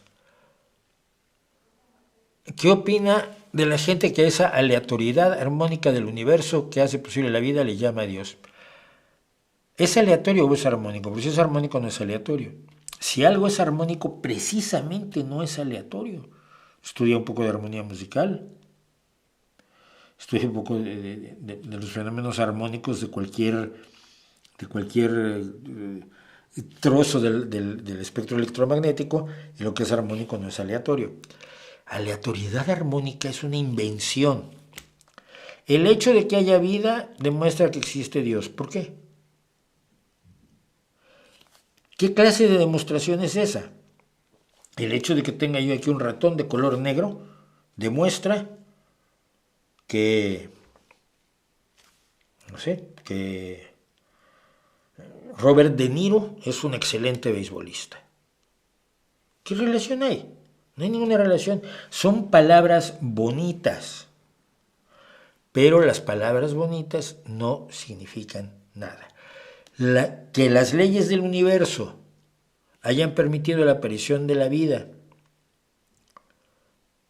y eso le llamas Dios, pues mejor llámale leyes del universo, porque la palabra Dios tiene otra serie de implicaciones que no tienen las leyes del universo, que son coherentes todas entre sí. Es lo más curioso, ¿no? No hay nada aleatorio ni excepcional en el universo, al contrario, todo funciona perfectamente, de una manera perfectamente coherente, porque si no fuera así no existiría el universo, evidentemente. Así que creo que es Creo que son esas frases que suenan bien porque son frases vacías. En el resplandor del amanecer puedes ver el reflejo de la pupila del Creador. ¡Oh! Y esto lo dice Krishnamurti, le pagan por hacerlo, ¿no? ¿Y qué significa? Nada, que yo creo que está Dios allí, lo dije bien bonito. Y seguramente se puede decir más bonito. Como comunicador, ¿qué eres? ¿Qué recomendación das a quienes no somos buenos en eso? Comunicando nuestras ideas y emociones. Pues mira, no lo sé.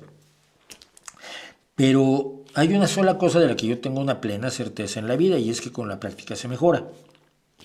Si tú practicas la guitarra, pues tocas mejor la guitarra. Si tú practicas el inglés, hablas mejor inglés. Si practicas los tiros libres en baloncesto, pues eres mejor. Mi hijo el año pasado estaba inscrito al club de Shaquille O'Neal, donde no metía un tiro libre ni por accidente, ¿no?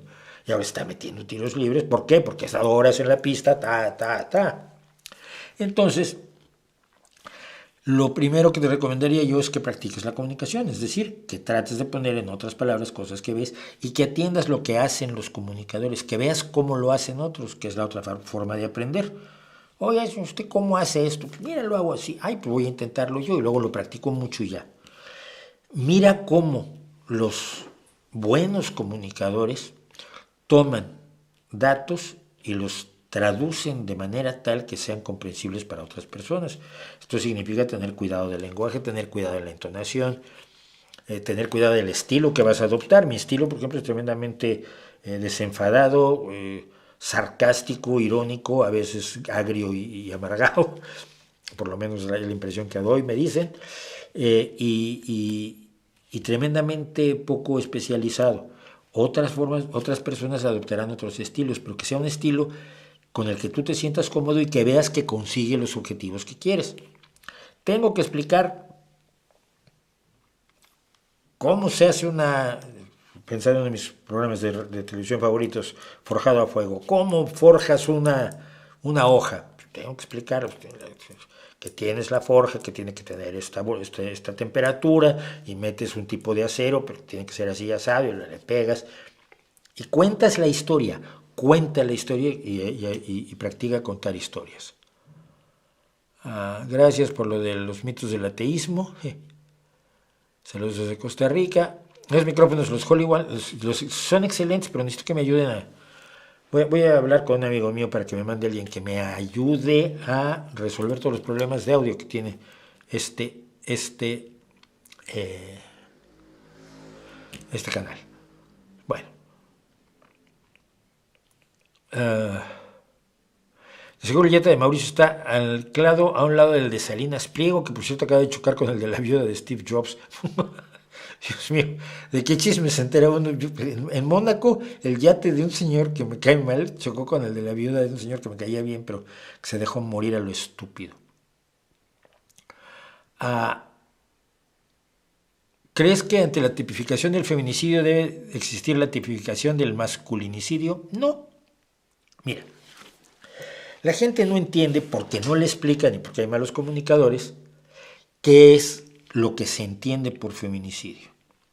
El feminicidio es un homicidio cometido contra una mujer por el hecho de ser mujer. Es decir, un tipo de homicidio cuyas motivaciones y forma de realización no sería habitual que se aplicaran ante hombres. Por ejemplo, cuando una chica es secuestrada, violada y asesinada, es un feminicidio, porque es rarísimo que un hombre sea secuestrado, violado y asesinado. Es más que lo hiciera una mujer. Es decir, la razón por la que fue elegida como víctima fue que era mujer.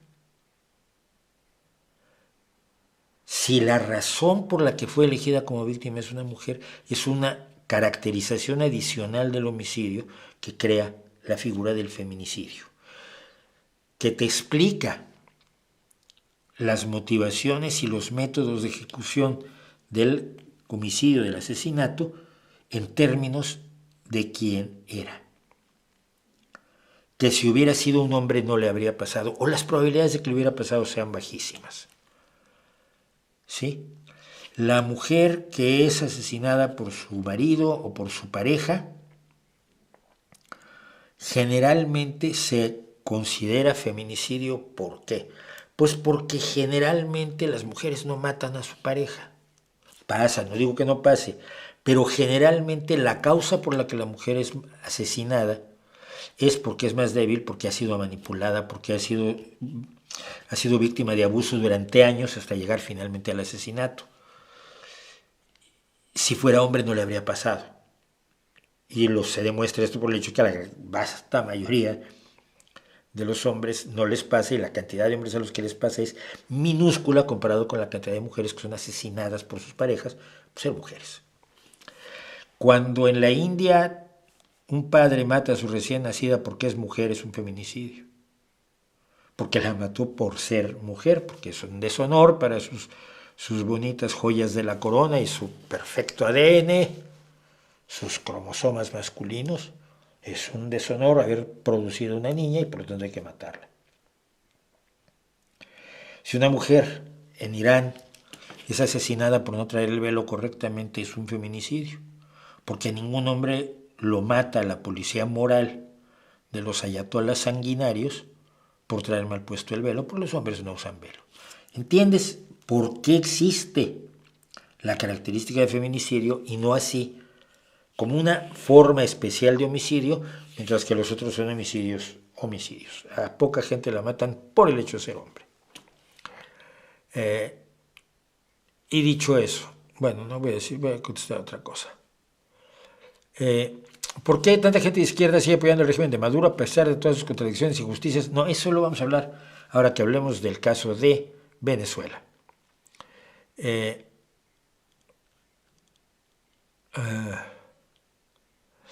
Los negacionistas del Holodomor y de la brutalidad de Stalin dicen que los recientemente desclasificados archivos de la Unión Soviética demuestran que no fueron tan graves. ¿Es suficiente argumento? No conozco los recientemente desclasificados archivos.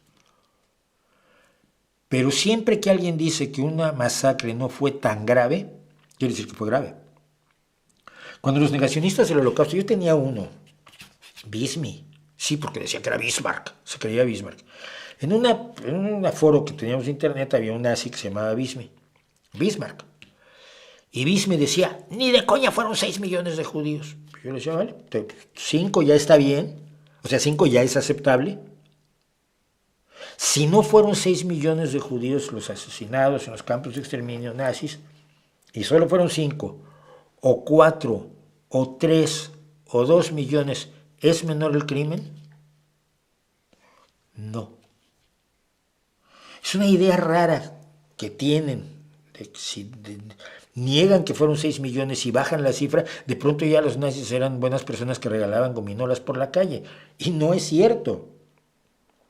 Ni con 6, ni con 5, ni con 4, ni con 3, ni con 2 millones.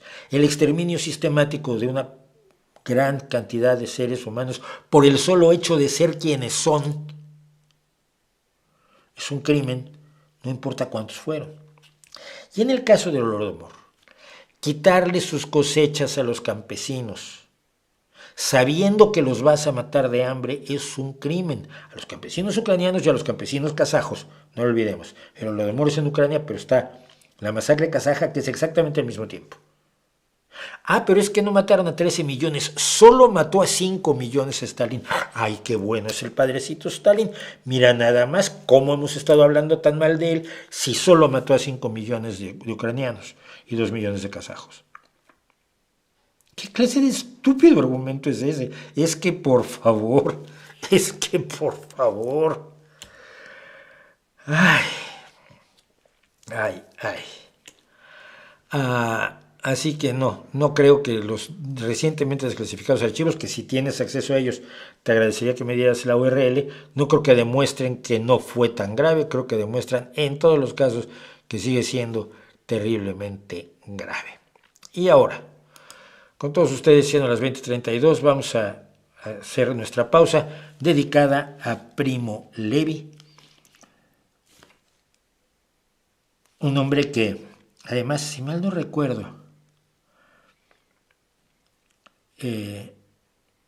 Es a él, igual me equivoco, pero creo que es a él al que el grupo Chumbawamba, este grupo narcopunk, el que yo adoro, le dedicó, no, es a un personaje de Primo Levi, a Rapaport, le dedican la canción Nunca me rendí. Diles que nunca me rendí. Y sin embargo, de manera extrañísima, Primo Levi no se rindió, pero al final se rindió. Uno de los mejores divulgadores de la historia y un hombre impresionante y maravilloso. Vamos a ver, de Primo Levi. Regresamos en 7 minutos.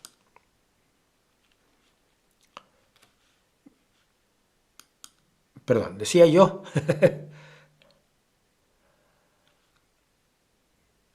Regresamos en 7 minutos. Más vivificante que una hipótesis, dice Primo Levi en Níquel, el cuento que relata su graduación como químico de la Universidad de Turín y sus memorias de la Segunda Guerra Mundial.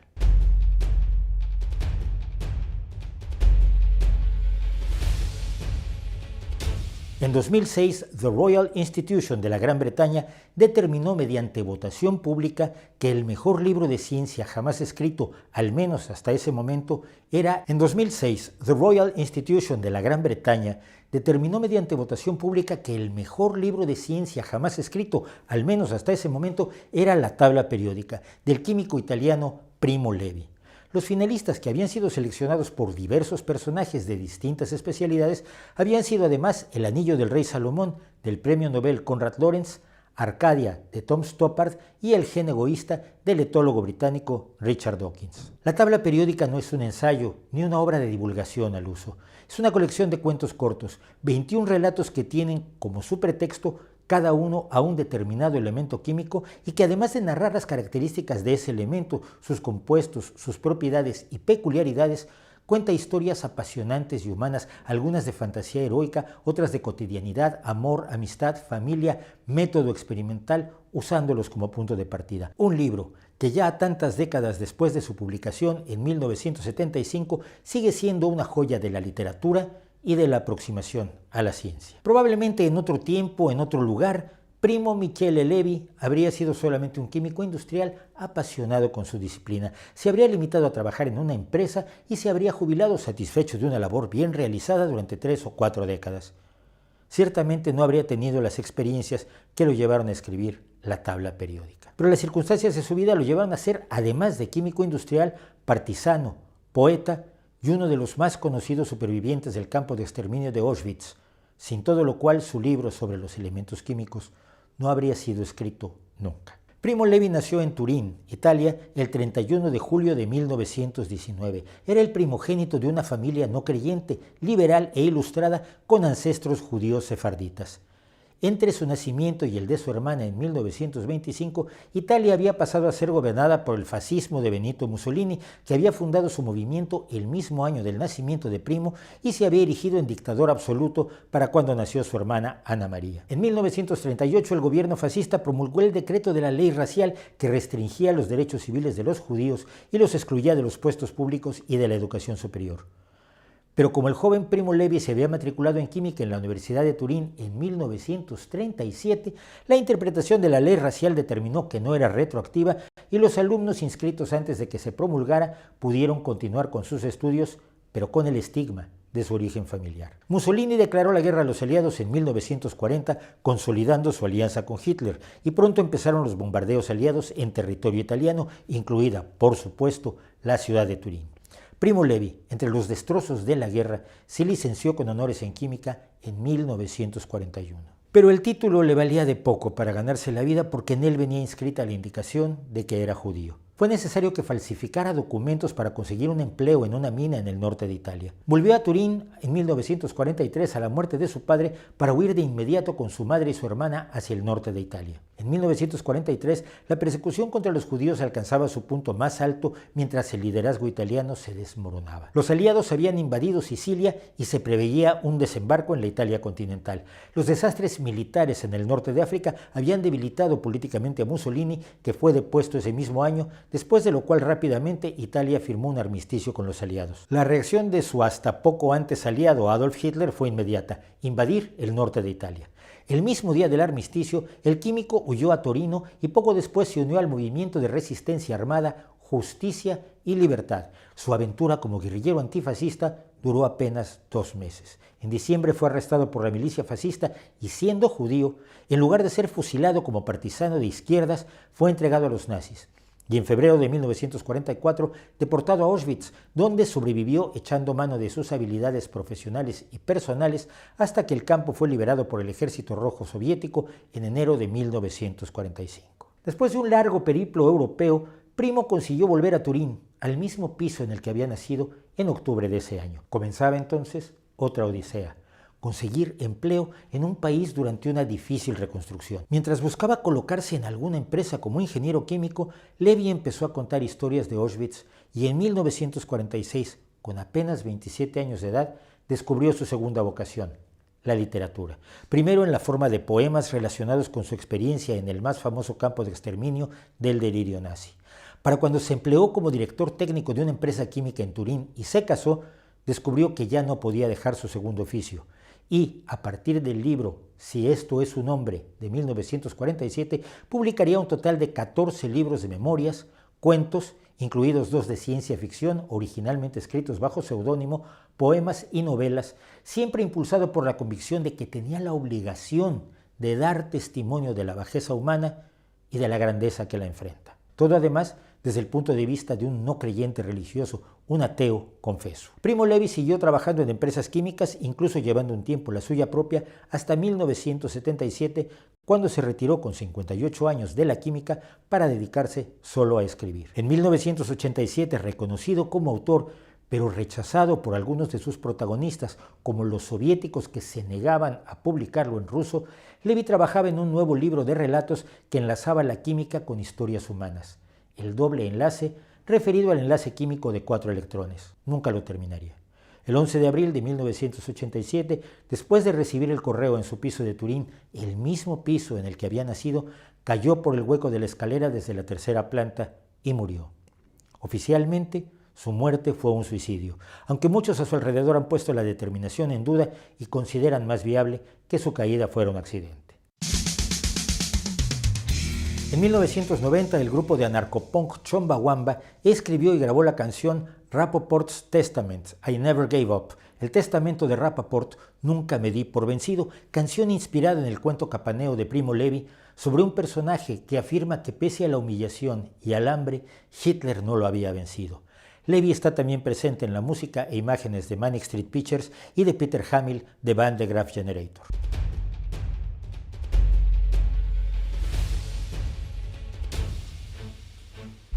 ¡Qué cosas! O sea, a ver, primero que nada me acabo de dar cuenta hoy, esto hace 6 años, que está mal editado el principio.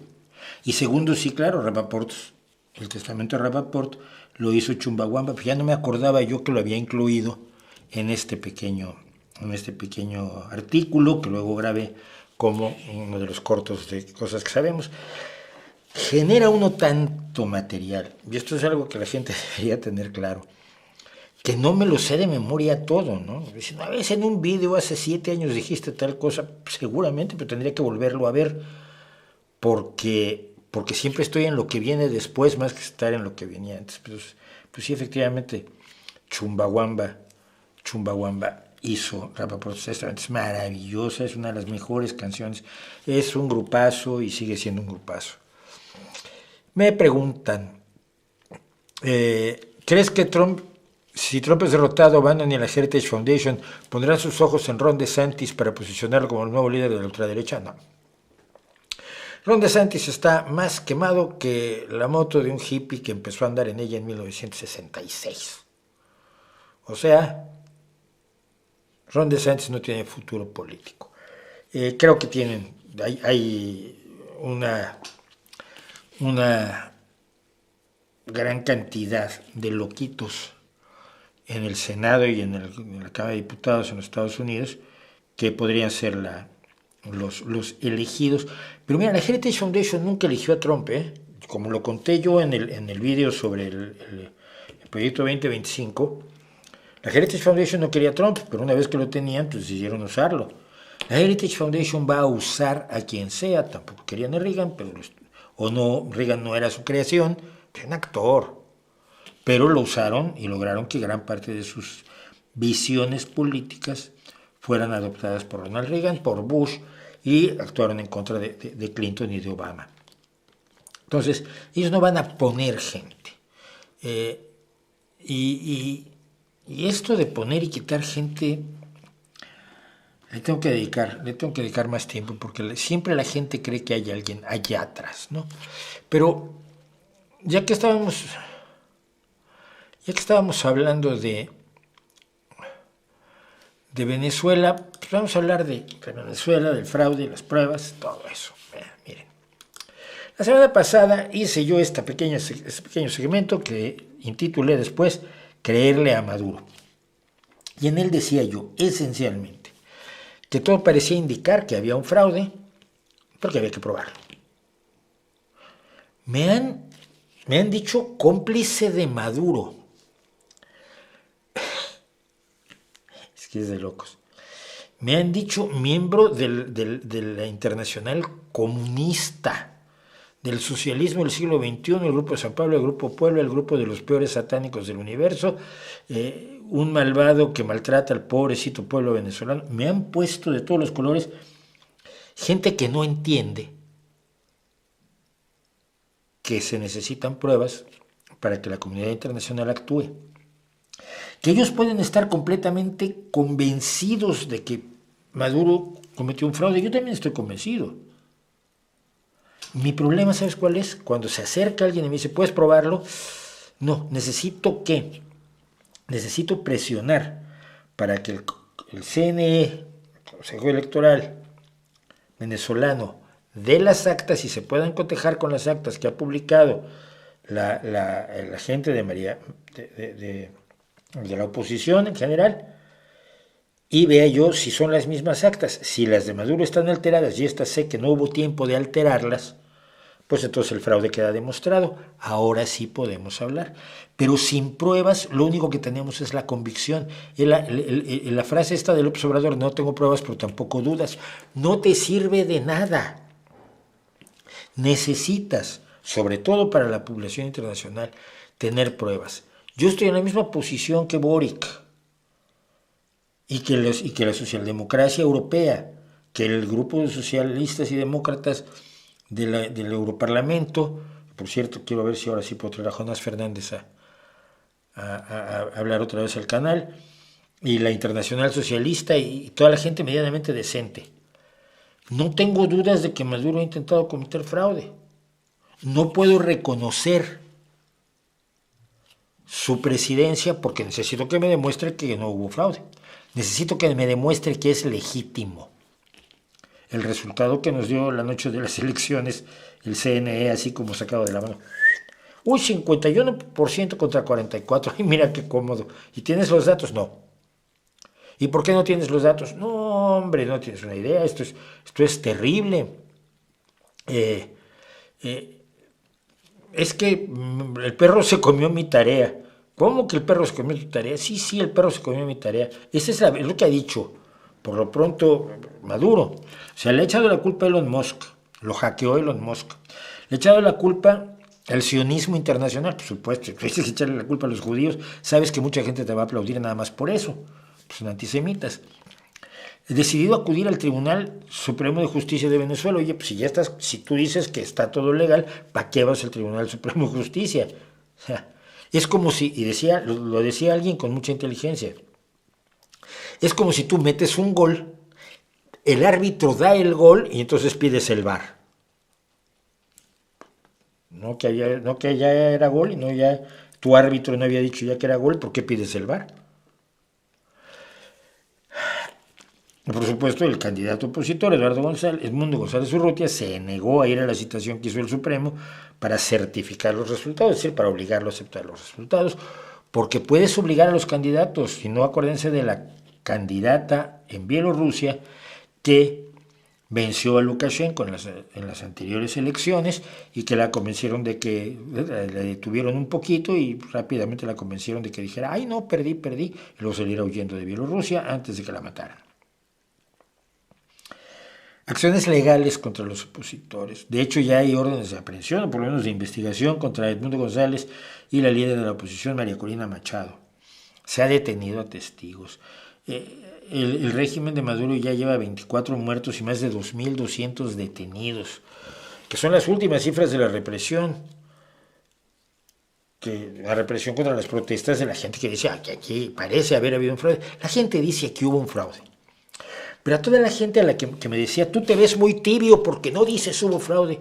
Yo pensé, ¿qué sentido tiene? ¿Tú realmente crees que Maduro está allí, Miraflores, sintiéndose Dios? Y de pronto llega y le dice, Mauricio ha dicho que fue un fraude. Nada, tienes que irte de la presidencia. Y Maduro le dice, hostia, yo estaba aquí tan contento y de pronto Mauricio ha dicho que es fraude, ya me voy. Pero no sean tarados. El que yo no diga que hubo fraude, lo que está diciendo es necesitamos pruebas sólidas, incontrovertibles, para poder hacer que la comunidad internacional actúe sólidamente en contra de Maduro y lo obligue a dejar el poder. Que digamos todos que es fraude y no se aporten las pruebas necesarias, hace imposible que actúe la comunidad internacional. Imagínate que hubo un asesinato y tú sabes que fue fulano, estás absolutamente convencido que fue fulano, hay muchos indicios, es que parece que no ven ni siquiera series estadounidenses, hay muchos indicios de que fulano fue el asesino. Pues tú dices, métanlo a la cárcel. Inmediatamente te dicen, no, espérate, vamos a hacer un juicio, ¿tienes pruebas? Y si no tienes pruebas, toda tu convicción, todos los indicios, lo que claramente todo parece indicar que fue un fraudazo pero potente, no sirve de nada en un juicio. En un juicio tienes que dar pruebas. Oye, no es que este medicamento cura. Ah, vale. Mira, tengo 10 personas que dicen que los curó. Ah, qué bien. ¿Tienes pruebas de que cura? ¿Lo has sometido a pruebas? ¿Puedes dar pruebas fehacientes de que cura y es seguro? Bueno, no, pero le tienes que hacer caso a estos. No. Tú tienes que probarlo. Y en el caso de este fraude, que yo estoy convencido que hay, es necesario exigirle a Maduro no dejar de presionar, no quedarnos, maestra, pues se los dije a muchos, es que ustedes se quedan muy tranquilos. Yo ya dije que hubo fraude, entonces ya que se quede Maduro 6 años, yo nomás me quedo aquí con que pues yo sé que hubo fraude. No. Se trata de impedir que Maduro vuelva a tomar posesión y la única forma de hacerlo es presentando pruebas suficientes para que la comunidad internacional le retire todo el apoyo y para que quienes proclamaron su triunfo, encantados de la vida, López Obrador y Petro, que no sé quién proclamó su triunfo ya, porque todos han sido ahí sí medio tibios, Irene Montero y Podemos en conjunto, digan, bueno, vale, sí hubo fraude.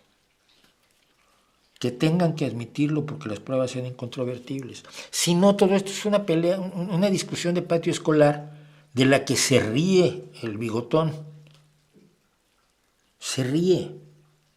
Se lleva riendo años en la comunidad internacional y de todos los venezolanos. No nos damos cuenta de eso. En serio. Es increíble que no se pueda hacer nada mientras no haya pruebas sólidas, cuando la Fiscalía, por ejemplo, ha abierto una investigación por conspiración y otros delitos contra los responsables de la web que publica los datos electorales, las más de 24,000 mesas publicadas, que demuestran esas actas que González ganó con 67% de los votos. Pero hay que cotejarlas con las que tiene Maduro, con las que tiene el CNE. Y mientras no las quieran entregar, cada día más se consolida la certeza del fraude. Si dicen que no las van a entregar, se ha probado. Pero mientras no se pruebe, no se puede hacer nada. Y una última. Lula, con quien yo tengo graves diferencias, al mismo tiempo que tengo grandes coincidencias, ha dicho que es necesario que haya un diálogo entre el gobierno y los opositores. La respuesta es no. En modo alguno. Ni de broma. No es razonable en lo más mínimo, porque tú no puedes establecer un diálogo entre el victimario y la víctima, entre el ladrón y la víctima del robo, entre el agresor y el agredido. Es como pedir el diálogo entre Rusia y Ucrania. No se puede. Maduro solo va a aceptar un diálogo si se le reconoce el triunfo. Rusia solo va a aceptar el diálogo si se le reconoce la posesión del 25% de Ucrania. No es un diálogo real, no es un diálogo ni siquiera imaginable. Hombre, si puedes probar que alguien atacó a otro, a un inocente, es culpable y no los vas a poner a dialogar. Dialogar al violador y a la mujer violada.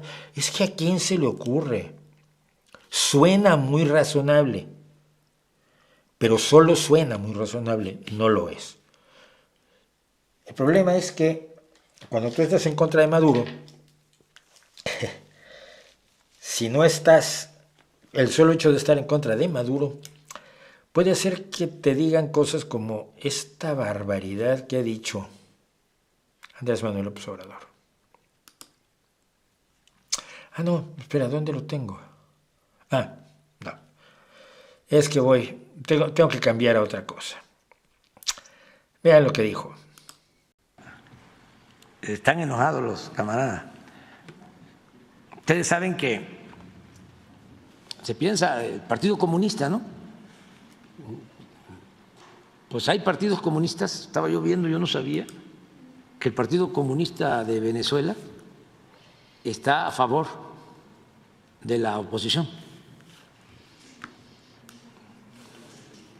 O sea,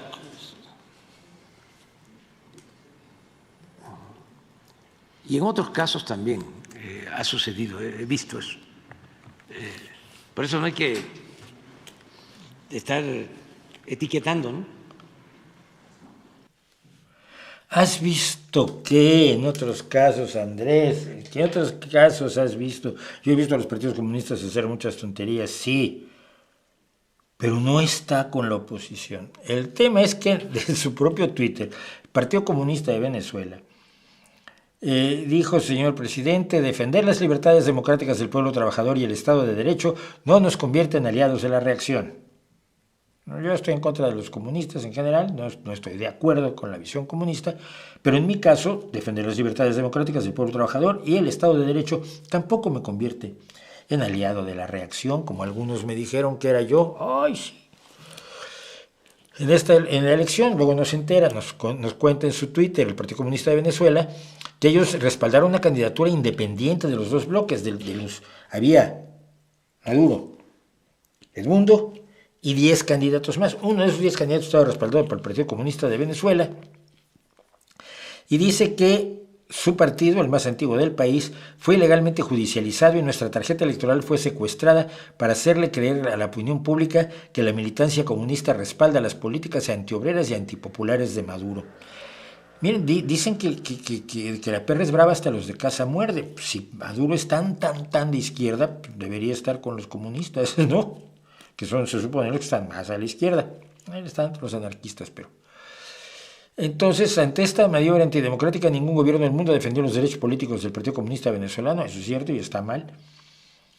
Pero dice, sepa, señor presidente, que el Partido Comunista Venezolano, decían, comentando este vídeo que acabamos de ver, subtitulado por el propio Partido Comunista Venezolano, el PSV se mantendrá en firme oposición a los sectores que han promovido las criminales sanciones y la injerencia extranjera contra nuestro pueblo, pero que también haremos frente al intento de escamotear la voluntad popular que está en desarrollo en Venezuela. En resumidas cuentas,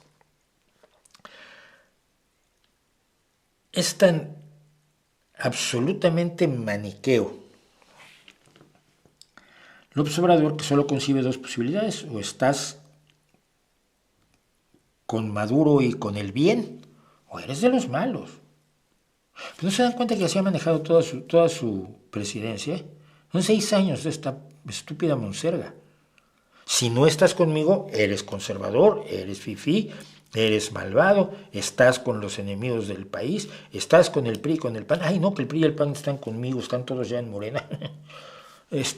Bueno, no sé, pero eres conservador, eres como de lo peor del mundo, porque no estás conmigo. Oiga, no es que, mire, hay una cosa interna, yo no estoy no iba yo a votar por Xochitl, nunca iba yo a votar por Xochitl, no estoy con ese partido, esa alianza contra natura de PRI, PAN, PRD, los que no se han ido a Morena, pero tampoco estoy con los que sí se han ido a Morena. Yo estoy situado en un espacio de la izquierda crítica, razonable, inteligente, y que realmente tiene principios y que está en contra de la traición que ha hecho Andrés Manuel López Obrador y de la simulación de la derecha. Ah, no, entonces tú eres de derecha. Oye, pero es que no lo soy. No, sí lo eres. Y cuando alguien está convencido que lo eres, ya te puedes morir, que no te van a hacer caso. Esta visión de absolutamente maniquea es muy peligrosa y la estamos observando en política y está nuevamente relacionada con los movimientos de la ultraderecha, que en su labor de polarización, y el populismo de izquierda lo ha hecho en su momento también, en su labor de polarización logra que grandes sectores de la población se nieguen a considerar posibilidades intermedias o posibilidades distintas que aquellas que se les están comunicando para despertar su visceralidad y el abandono de su capacidad racional. Es lo que ha hecho López Obrador todo el tiempo y me avergüenza muchísimo, de verdad, me avergüenza muchísimo que lo siga haciendo ahora en otros lados. Pero este es el mismo personaje que quiere interferir en todos los asuntos internacionales porque nadie interfiera con él y con sus amigos. De eso vamos a hablar después. Ana Gabriela Guevara era la decepción más grande de la historia. No, hombre, no, Ana Gabriela Guevara no es la decepción más grande de la historia. ¿Tú no conoces a San Juana Martínez, la del Notimex? Esa es una decepción, por la relevancia de su labor, por el daño que les hizo a los trabajadores de Notimex, a gente a la que yo conozco, los dejó tirados en Europa con una mano adelante y otra atrás. Ella que se vendía como una mujer de izquierda y venía aquí como... Aquí yo le presenté un libro en Gijón, en la Semana Negra, maldita sea mi estampa. O sea, me avergüenzo totalmente. Ana Gabriela y San Juana y Marilena Álvarez Bullarroses podrían conformar las tres jinetas del apocalipsis López Obradorista. ¿Qué opinas del libro Malos Samaritanos de Ha-Joon Chang? No lo he leído. ¿Quién es Ha-Joon Chang? No lo ubico, porque pueden ser dos personas. Ha-Joon Chang, si es el economista... si es el economista tengo que leerlo. Lo único que te puedo decir es, tengo que leerlo. ¿Por qué? Tiene uno de los libros más extraordinarios que yo he leído. Ha-Joon Chang no es un marxista, no es un enemigo del capitalismo, es un liberal social, quizás en ciertos aspectos sea un socialdemócrata, pero tiene un libro maravilloso, que es 23 cosas que no te cuentan sobre el capitalismo, y que es un libro sobre el neoliberalismo, es decir, sobre la forma más tóxica, mortal y dañina del capitalismo. Y es un libro extraordinario, es un economista de un altísimo nivel, y por tanto, lo que te puedo decir es que Malos Samaritanos es 3 años, estoy viendo de cuántos son los libros. Malos Samaritanos es de 3 años antes de 23 cosas que no te cuentan sobre el capitalismo. Así que probablemente haya que leer tanto aquel, tiene libros desde el 93, pues parece brillante. Entonces, yo lo leería, a mí el sujeto me parece brillante. Muy de acuerdo con tus opiniones sobre el patriotismo, y bueno, The Warning ya respondieron a sus odiadores con Narcisista y lo hicieron en español, sí, obviamente que lo hicieron en español, pero están más allá de eso, ¿no? Afortunadamente. Tiene algún vídeo de elementos transgénicos, montones de ellos, entrevistas con J.M. Mulet, busca transgénicos en el canal. Vas a la página del canal, no en la lupa de arriba, sino donde está el encabezado del canal y abajo a la derecha ya aparece una lupita. Y en esa lupa escribes transgénicos y está todo lo que hemos hablado, o buena parte de lo que hemos hablado de transgénicos en los últimos muchos años.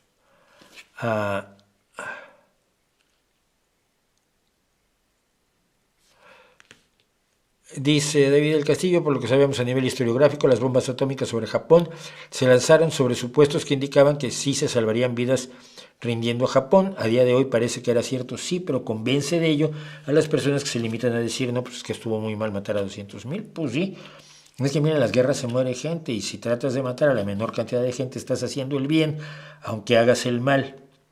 Es hacer el bien mal o hacer el mal bien, no lo sé.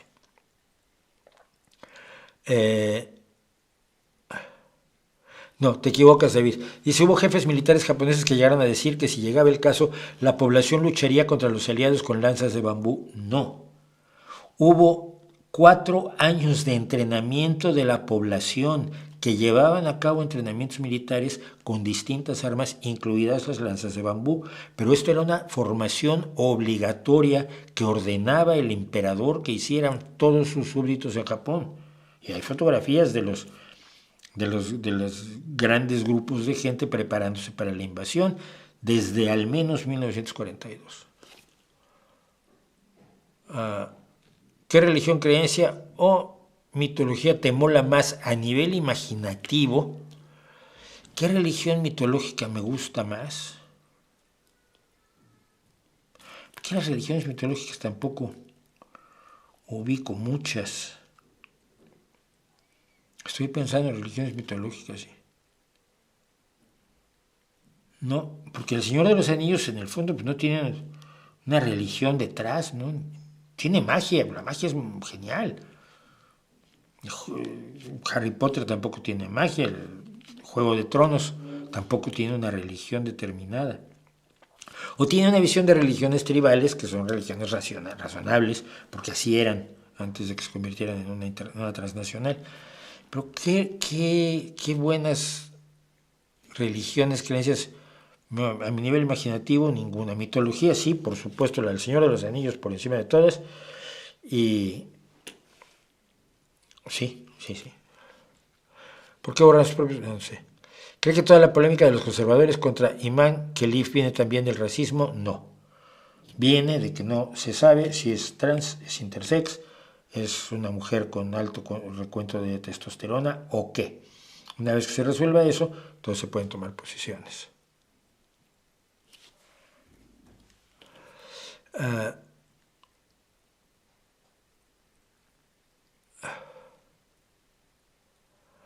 La conspiranoia de la derecha está llegando lejos. Ayer escuché un podcast pro Milei en el que dijeron que a Venezuela le es incapaz de rebelarse porque es estrategia de la izquierda desarmar al pueblo. El pueblo venezolano no estaba armado nunca. En mi opinión, dice Antonella Ventura, el más grande escritor de ciencia ficción fue Asimov, pero si tuviera que elegir un libro me quedo con Un Mundo Feliz de Huxley. Si yo tuviera que elegir un libro, probablemente me quedaría con Tiempo para Amar de Heinlein, siendo que es un personaje de derecha. 1948 sería el otro. Mi más grande novela, lo que pasa es que la novela que más me gusta a mí de toda la vida no es de ciencia ficción, sino es de ciencia ficción y terror y suspenso y policíaca y de todo a la vez, que es Soy Leyenda de Richard Matheson.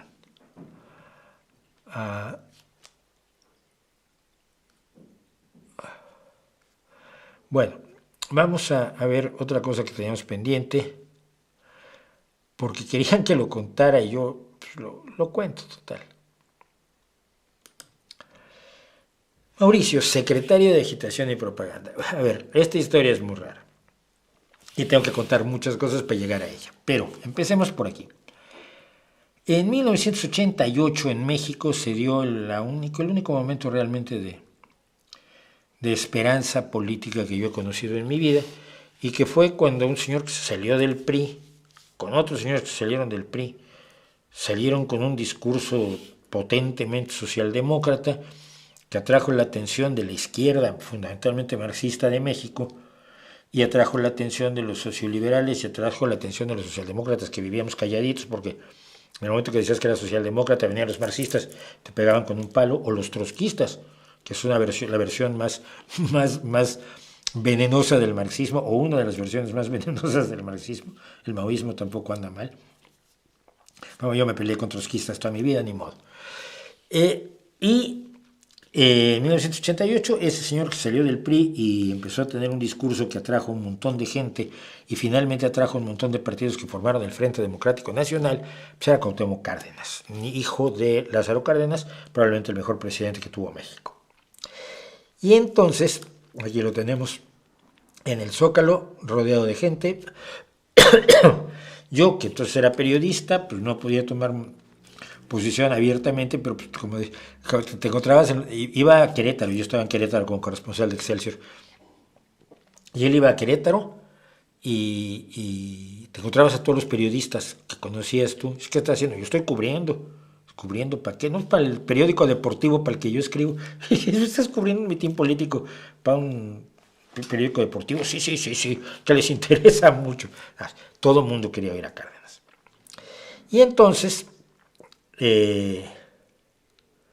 un partido que antes era el Partido Socialista de los Trabajadores se metió allí, se convirtió en primero el Partido Cardenista y luego se convirtió en otro partido. Bueno, Cárdenas fue víctima de un fraude, que ahí tenemos el mismo problema que podemos decir hoy en Venezuela. Cuando la gente le decía hubo un fraude pero monumental, usted ganó las elecciones, y cuando tenemos nuestras actas o las sábanas, que eran actas públicas que se ponían en la puerta de los casillas electorales, Cárdenas ganó, pero Bartlett, que ahora es un amigote del Obrador, hizo que se cayera el sistema informático. Era la primera vez que usaba un sistema informático para contar los votos, porque venía ganando Cárdenas, y cuando se recuperó el sistema informático, pues ya ganó Salinas. Sabíamos que había un fraude, pero cuando se le dijo a Cárdenas qué hacemos, dijo él, pues no podemos demostrar el fraude, así que hagamos un partido, y hizo el PRD, el Partido de la Revolución Democrática, que tuvo grandes momentos y que luego se convirtió en una basura absolutamente indeseable.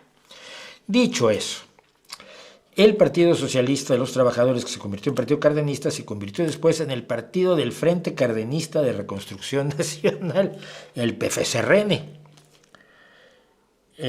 También se llamaba el Partido del Ferrocarril por la F y la C, que utilizaba el símbolo del engranaje de los trabajadores y la estrella roja de la izquierda marxista, comunista, y la imagen de Lázaro Cárdenas, el padre de Cuauhtémoc Cárdenas, en este absolutamente ridículo escudo.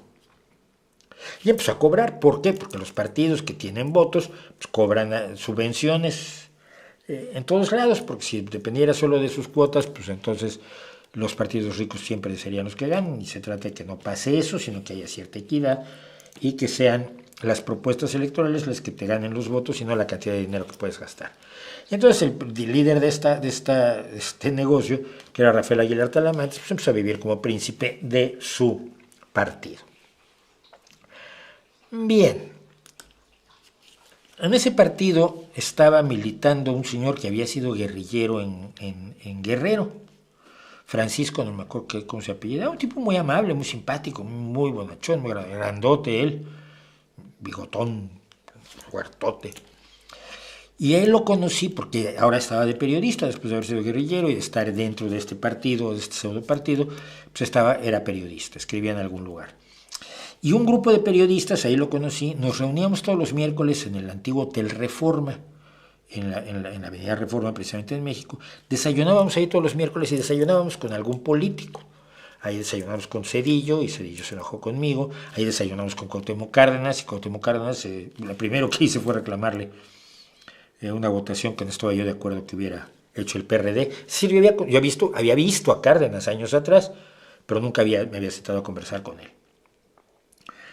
Ahí, en fin, hay anécdotas extraordinarias de aquella reunión de periodistas. Me acuerdo cuando Cuba fusiló al coronel Ochoa, que llegamos otro compañero y yo al mismo tiempo, y ya nos estaba esperando en nuestra mesa el secretario de prensa de la embajada cubana, y nos miramos y me dijo él, ya fusilaron a Ochoa. Le dijo, seguro, y ya traía todos los papeles para demostrarnos que Ochoa era culpable de miles de cosas y que Fidel era muy bueno por haberlo fusilado. No es el caso, pero es otra historia.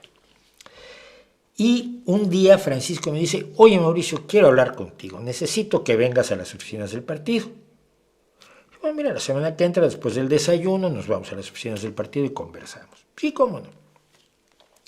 Y así lo hicimos. Las oficinas del partido estaban en la La colonia Roma en México, pues una colonia de clase media alta, y tenían una casa preciosa además, como sede de un partido de izquierda.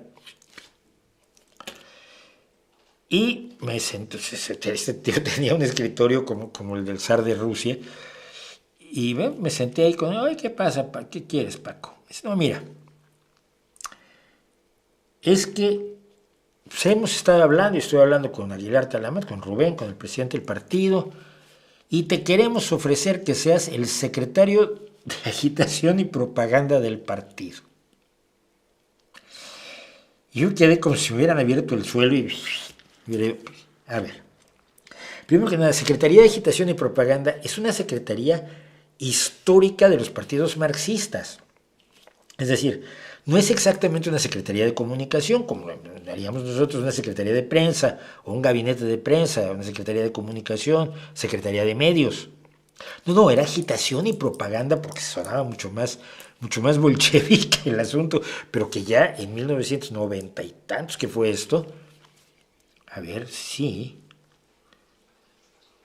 fue cuando ya había regresado, sí, en 1992, pero haber sido por ahí.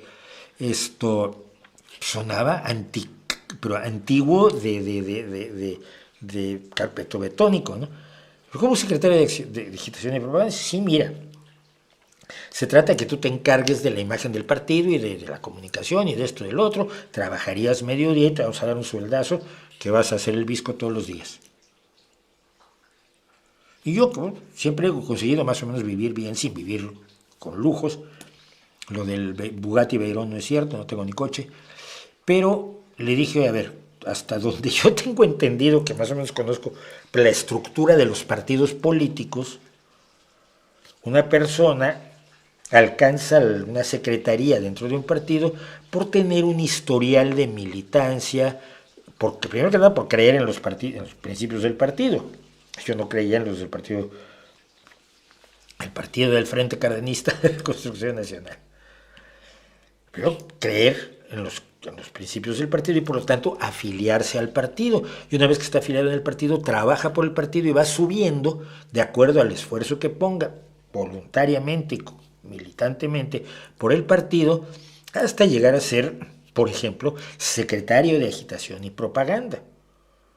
No es que alguien en la calle lo traigas para esto. No te preocupes por eso. No importa, mira, tú te afilias al partido hoy. Mañana te damos el nombramiento y empiezas a cobrar. ¿No te importa que no esté yo de acuerdo con los principios de tu partido? Hombre, ¿eso qué va a importar? Lo miraba y decía, alguien me puso LSD en el café del desayuno porque esto materialmente no puede ser cierto. Y le dije, pues mira, lo voy a pensar. Dice, bueno, la semana que entra, me dice, ¿cómo la semana que entra en el desayuno? Me dices, pues obviamente le dije que no. Pero así se manejan los partidos más basurientos, aprovechando la ventaja que es necesario dar, que son las subvenciones, los dineros del Estado para fomentar la participación democrática de partidos pequeños que en un momento dado pueden concitar una gran votación. Esto ha pasado a lo largo de la historia de la democracia, y si se presta abusos, pues allí estaban disfrutando el abuso enormemente e invitándome a mí a ser parte del abuso.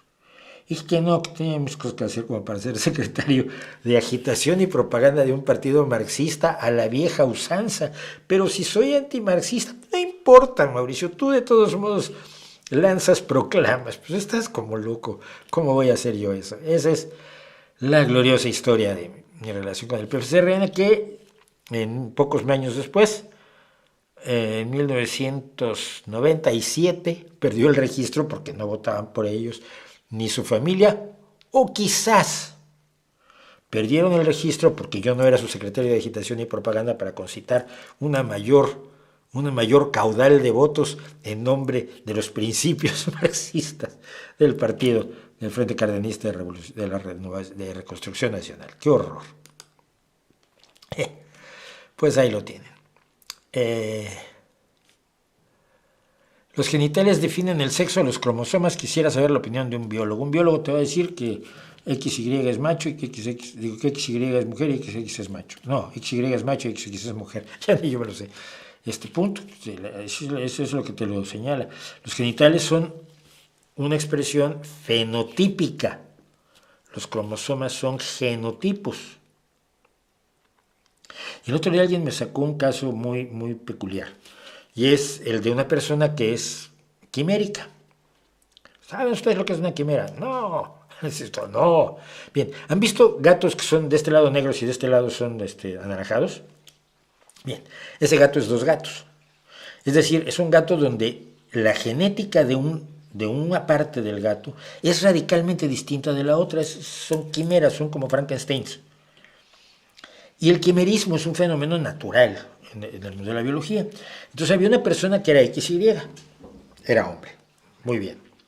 Pero el 5% de sus cromosomas, de sus células eran XX. No, eran X, el síndrome de Turner. El 5% eran X. Y entonces pudo tener hijos. Porque las células que tenían síndrome de Turner podían producir óvulos y podían, por lo tanto, tener hijos, y tuvo 2 hijos. Entonces uno de estos defensores de la teoría queer me llegó, entonces, ¿qué? Si es hombre, ¿cómo? Pues si puede parir es mujer. No, es que en este caso es las dos cosas. Es decir, el síndrome de Turner, todas las personas con síndrome de Turner se definen como mujeres, tienen un cromosoma X, no tienen ni un segundo cromosoma X ni un segundo cromosoma Y. Y otra parte de él, pues es él, es XY. Entonces, la parte de mujer tuvo hijos, pero la parte de hombre no. Entonces, ¿qué es? Una quimera. Un caso excepcionalísimo, extraño, desusado, pero que no afecta a la generalidad de los seres humanos y que no sirve para tomar decisiones respecto de personas que no tienen ese trastorno en concreto. Entonces se enojó conmigo, porque pensaba que demostraba algo. Lo que demuestra es que la variabilidad es enorme en términos de sexo, pero los sexos son o eres X o eres XY, o tienes Y o no tienes Y. Si tienes Y eres macho, si no tienes Y eres hembra, y que puede haber trastornos y puede haber problemas que tengan que analizarse casuísticamente, por supuesto, pero eso no quita que la generalidad siga siendo real. Y lo que siempre decía yo, y me parece una excelente forma de verlo, ¿el ser humano es un animal bípedo? Sí, el ser humano se puede definir como un animal bípedo, una especie de primate bípedo. ¿Y si alguien nace sin piernas deja de ser humano? No. Es un ser bípedo que nació sin piernas, pero que si no tuviera un trastorno genético, cromosómico o de desarrollo, que lo hizo nacer sin piernas, en condiciones normales tendría piernas. ¿El ser humano es un animal con visión binocular? Sí. Entonces los ciegos no son animales, no son humanos. Sí, sí lo son, porque tienen la potencialidad. Y eso es lo que tenemos que entender. Desafortunadamente, quien quiere, y curiosamente, y esto es lo que más raro me ha parecido siempre, no son los hombres trans los que pelean esto, y son unas pocas mujeres trans las que pelean esto. La mayoría de los que pelean esto con gran fuerza son hombres o mujeres. Es decir, no trans, cis, que les llaman, nos llaman ahora. Y se me hace raro, ¿no? Se me hace muy raro que quien pelea esto no sean los interesados. Pues lo razonable sería que fueran los interesados, pero bueno, qué sé yo.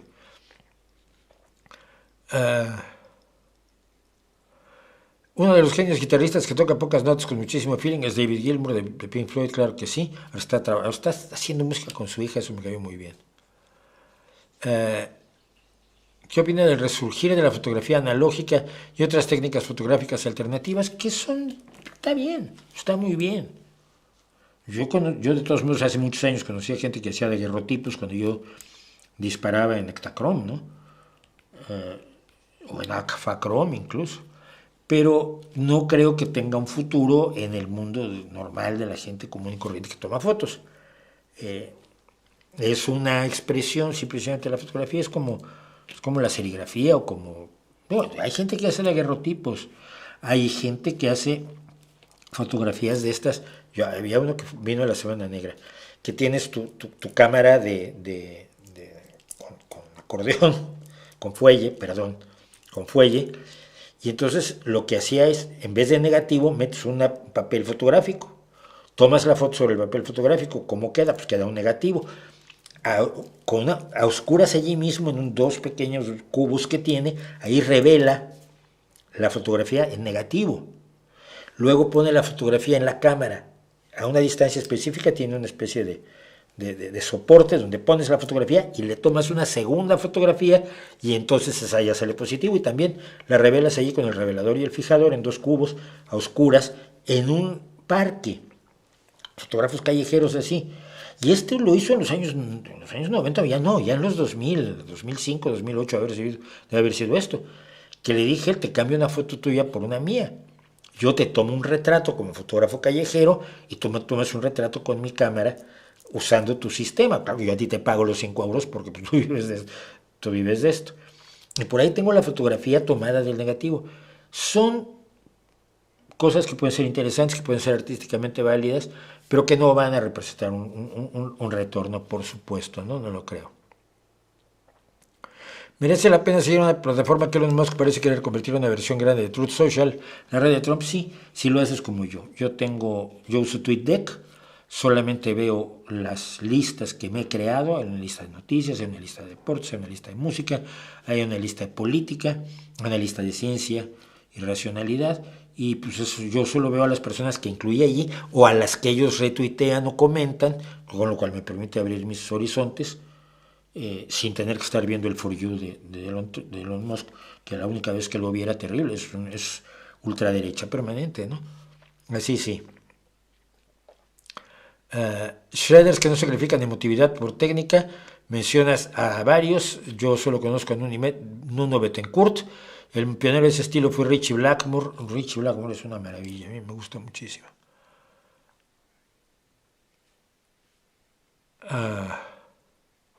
Deleznable el comentario del fascista Musk, sí. ¿Qué medios de comunicación crees que aún son confiables? Yo personalmente, yo leo The New York Times, leo The Washington Post, leo The Economist, sabiendo que es una publicación liberal absolutamente de la derecha económica, pero no social. Es fundamentalmente donde me informo yo a fondo, digamos, ¿no?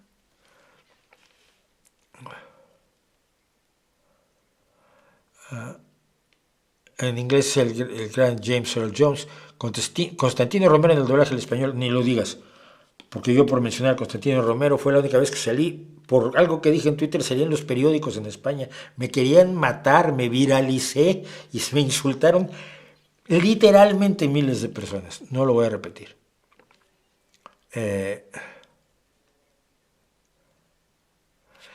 ¿Qué deberíamos hacer para que el gobierno de Claudia Sheinbaum y los posteriores no nos conviertan en régimen autoritario?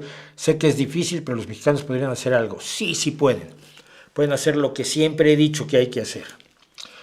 Organizarse a nivel barrio, a nivel escuelas, a nivel sindicatos y crear un partido transversal, no basado en un caudillo, sino una serie de principios compartidos a los que se comprometan todos los participantes. Una vez teniendo claros esos principios y las formas de lucha política para lograr que esos principios se conviertan en la ley en el país, se elige a los candidatos que van a representar al partido, pero con la obligación de rendirle cuentas al partido, no de exigirle pleitesía al partido. Y entonces tus candidatos son realmente tus candidatos y te tienen que rendir cuentas a ti. Mientras esté buscando un caudillo que nos salve, lo que vamos a hacer es estar cambiando de caudillo constantemente. Cada 6 años un nuevo salvador que nunca salva a nadie. Si no haces partidos políticos serios así, de verdad, lo que debe ser un partido político es una organización social que busca hacerse con el poder para lograr que se realicen ciertos ideales, ciertos propósitos, ciertos objetivos, vamos a ir de caudillo en caudillo y, como van las cosas, hacia un totalitarismo cada vez más claro. Un autoritarismo basado en unas complicidades como las del PRI y el PAN, pero donde el presidente es aún más intocable de lo que era con el PRI. Y mira que con el PRI era intocable. Con el PRI era hasta cierto punto intocable. Pero curiosamente quienes se atrevían a tocar al presidente, yo me acuerdo de la Madrid, por ejemplo, me acuerdo de Salinas, me acuerdo del propio Echeverría, de López Portillo, soy mayor. Los que se podían dar el lujo de tocar al presidente era la izquierda. Ahora eso ya desapareció. O están calladitos los que de una izquierda razonable y decente, porque nadie los... No es que estén calladitos, es que hablan y nadie los oye, pues sería en Marco Rascón, o en Marco Levario Turcot, o ya les llegaron al precio, ¿no? Y creen que están haciendo la revolución. ¿Le gustan las revistas Heavy Metal y Metal Hurlant? Sí, leía yo Heavy Metal en inglés.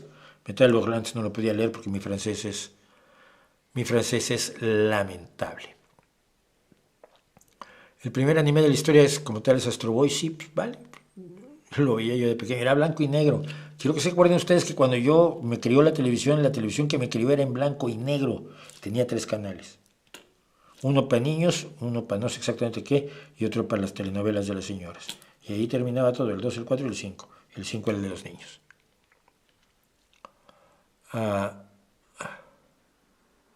¿Se sabe ya quién ha ganado las elecciones en Venezuela? Se sabe, sí, pero no se puede, pero hay que probarlo. ¿Qué ventajas tiene el pensamiento de derecha? Según yo, ninguna. Defíneme qué ventajas crees tú que tiene y yo te digo si son ventajas o no.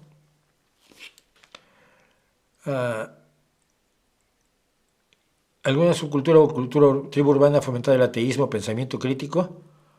Yo pienso que la tribu urbana otaku hay una buena proporción, no creo. Pero no estoy seguro, no lo sé. No lo sé si hay muchos ateos en el mundo otaku.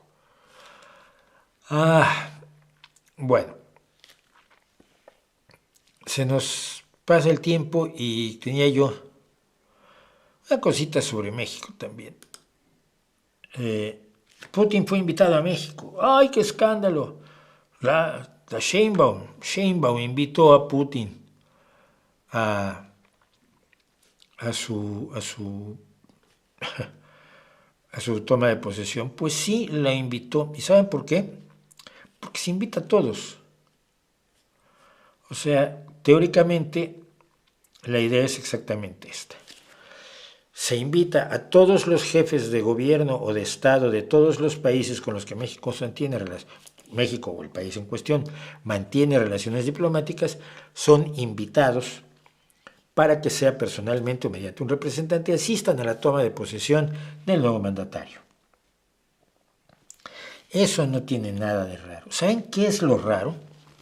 Que esta invitación se hizo hace como 3 semanas, las cursa la Secretaría de Gobernación de México. Mandó 204, pues hay 204 países. Yo me había quedado en 195, imagínense. Y estaba muy bien todo y de pronto la agencia TASS del gobierno ruso y el periódico Izvestia del gobierno ruso informan que la doctora Claudia Sheinbaum ha invitado a Vladimir Vladimirovich Putin a asistir a su toma de posesión como presidenta próximo 1 de octubre. Y de pronto estalla la bronca. ¿Por qué invitaste a Putin? No es que invitamos a todos. ¿Qué interés tiene Putin en informar ahora que ha sido invitado? Meter baza, como siempre, generar inquietudes. Espérenme.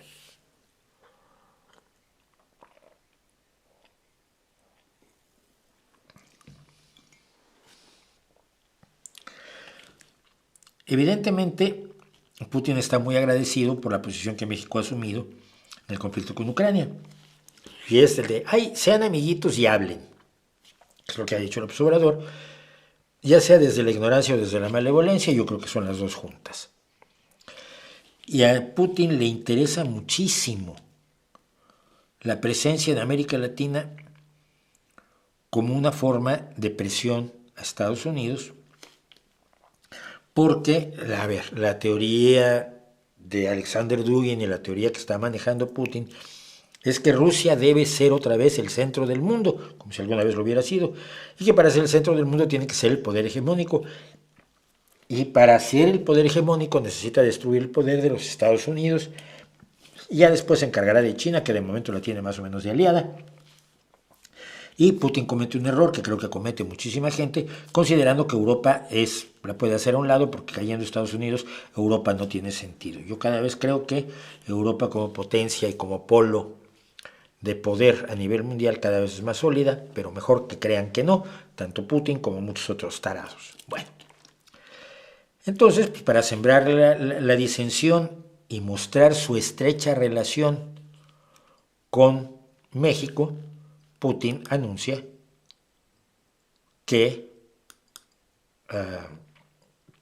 Putin, a través de Izvestia y de la agencia TASS, informa que ha sido invitado. Pero como ven ustedes aquí, en este periódico ecuatoriano, invita a Putin a su investidura, pero no a Ecuador ni a Perú. Aquí tenemos dos problemas. Primero, como México es signatario de todos los tratados que le dan autoridad a la Corte Penal Internacional, al Tribunal Penal Internacional, y el Tribunal Penal Internacional ha expedido una orden de arresto en contra de Vladimir Putin, si fuera a la toma de posesión de Claudia Sheinbaum, el gobierno mexicano, ya sea el de López Obrador o de Claudia Sheinbaum en el instante en que tome el poder, tiene la obligación de detener a Putin y entregarlo al Tribunal Penal Internacional. Y Ucrania, hábilmente, lo ha pedido a México, porque es lo lógico y lo razonable. Mientras tanto, Estados Unidos dice que la presencia de Putin en la toma de posesión de Sheinbaum ensombrecería un momento histórico. Es decir, poca gracia les haría, y Putin sabe perfectamente que poca gracia le haría a Estados Unidos que Putin esté en la toma de posesión de Sheinbaum. El presidente Biden no va a estar, pero va a haber algún alto representante, probablemente Blinken, el secretario de Relaciones Exteriores. Pero, si bien eso es el juego que juega Putin a nivel político internacional, de política internacional, esto que ahora llaman geopolítica porque creen que suena mejor, como que los hace como les da más caché. Están usando el nombre de una estupidez de la teoría filosófica nazi de la geopolítica, pero no les digan ustedes que están usando un nombre así absurdo. Es política internacional. Este es un aspecto de la política internacional a la que juega el Kremlin, por supuesto, y está el otro problema que decíamos, que no invitó ni a Ecuador ni a Perú. Cuando le preguntaron a Sheinbaum, que la sorprendió muchísimo que Rusia de pronto mandara este anuncio de que había sido invitado, Sheinbaum nos invitó, pues invité a todos, ¿no? Entonces estaba bastante sorprendida según lo que yo vi. Y le preguntan, ¿por qué los invitó? Pues invitamos a todos, excepto a Ecuador y a Perú. A ver, si invitaste a todos, pues te invitas a todos. ¿Por qué esos dos no? Ah, porque tuvieron un problema con López Obrador. Bueno, dice, frase de la presidenta electa: se han estado enviando pues prácticamente a todo el mundo invitaciones. Obviamente Ecuador, Perú, pues no, ¿verdad? Es que es esta forma de expresarse, ustedes saben, con claridad porque estamos de acuerdo con la política que se ha tenido, dijo, para justificar la exclusión de sus países. Ecuador, como usted recuerda, el 6 de abril, miembros de la policía ecuatoriana entraron a la Embajada de México en Quito, agredieron al representante consular Roberto Canseco para arrestar al ex vicepresidente Jorge Glass, que se encontraba refugiado en el consulado mexicano. El gobierno mexicano rompió relaciones con el país sudamericano. Hasta donde se cerró la embajada, pero no rompió relaciones diplomáticas. Y son dos cosas distintas. Sobre el caso del Perú, la omisión es porque en 2022 el embajador Pablo Monroy fue expulsado del país sudamericano luego de que AMLO calificara como usurpadora a Dina Boluarte por asumir el cargo del que fue destituido Pedro Castillo cuando intentó suprimir el parlamento peruano. Es decir, López Obrador puede decir que Dina Boluarte es una usurpadora, dice, intervenir flagrantemente en los asuntos internos del Perú, y todo está muy bien. Pero si la OEA quiere saber si las elecciones de Venezuela fueron justificadas o no, se lanza a protestar por la injerencia en las legítimas decisiones soberanas del pueblo venezolano y a negarse a que la OEA, ¿qué tiene que hacer la OEA?, pregunta el observador, también con esa enorme calidad de capacidad comunicativa, de una utilización correcta del lenguaje y todo eso. Y no es que yo esté a favor de ningún elitismo en el lenguaje, pero un lenguaje enrevesado habla de un cerebro enrevesado. Esto lo sabemos todos.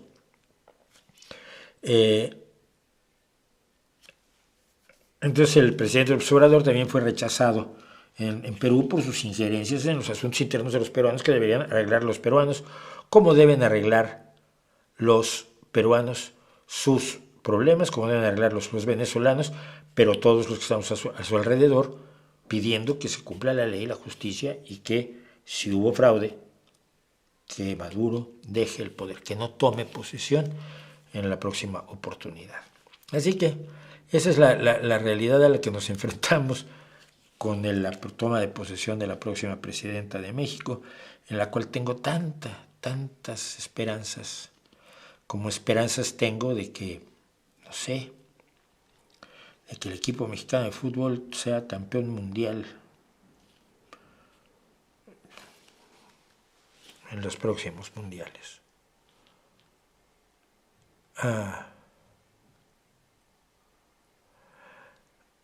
No sé, a ver,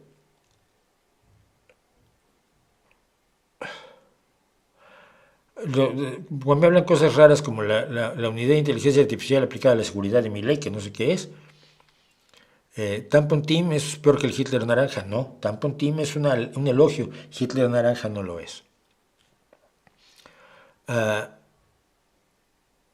Aquí el pintor de casa a domicilio desde Argentina, bien que lo hayas tomado así, Guillermo. ¿Alguna opinión sobre J.G. Ballard? Sus últimas novelas anticipaban el renacer de las derechas y el consumo. Pues no recuerdo mucho a J.G. Ballard. Y mira, leí libros de él, pero hace muchísimos años no lo recuerdo. Anticipar el renacer de las derechas. El consumo, yo con el consumo sigo teniendo los mismos problemas que tengo con otras cosas que son las bestias negras de una izquierda irracional. No consumas.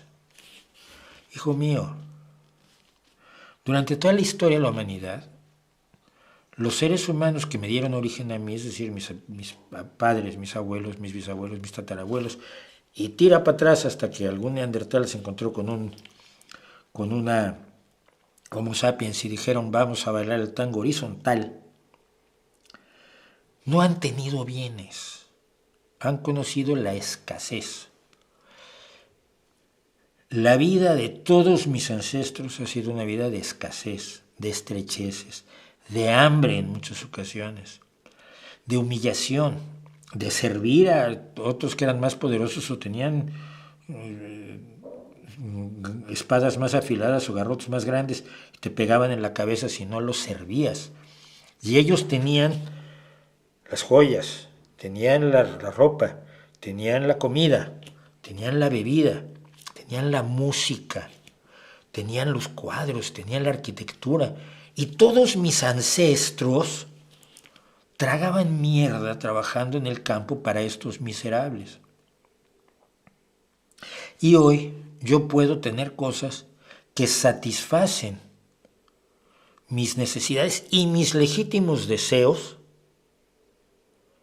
Y además puedo soñar en que esto finalmente lo tengan todos los seres humanos, que acabemos con la escasez y tengamos un mundo de postescasez con elección libre.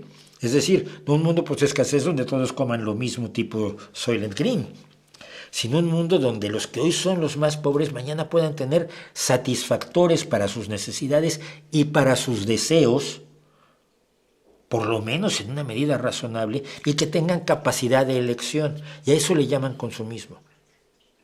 Y me piden que asuma una posición de monje cartujo, que haga voto de pobreza, de hambre, de estrecheces, como mis ancestros, a sabiendas de que los que están arriba no lo van a hacer.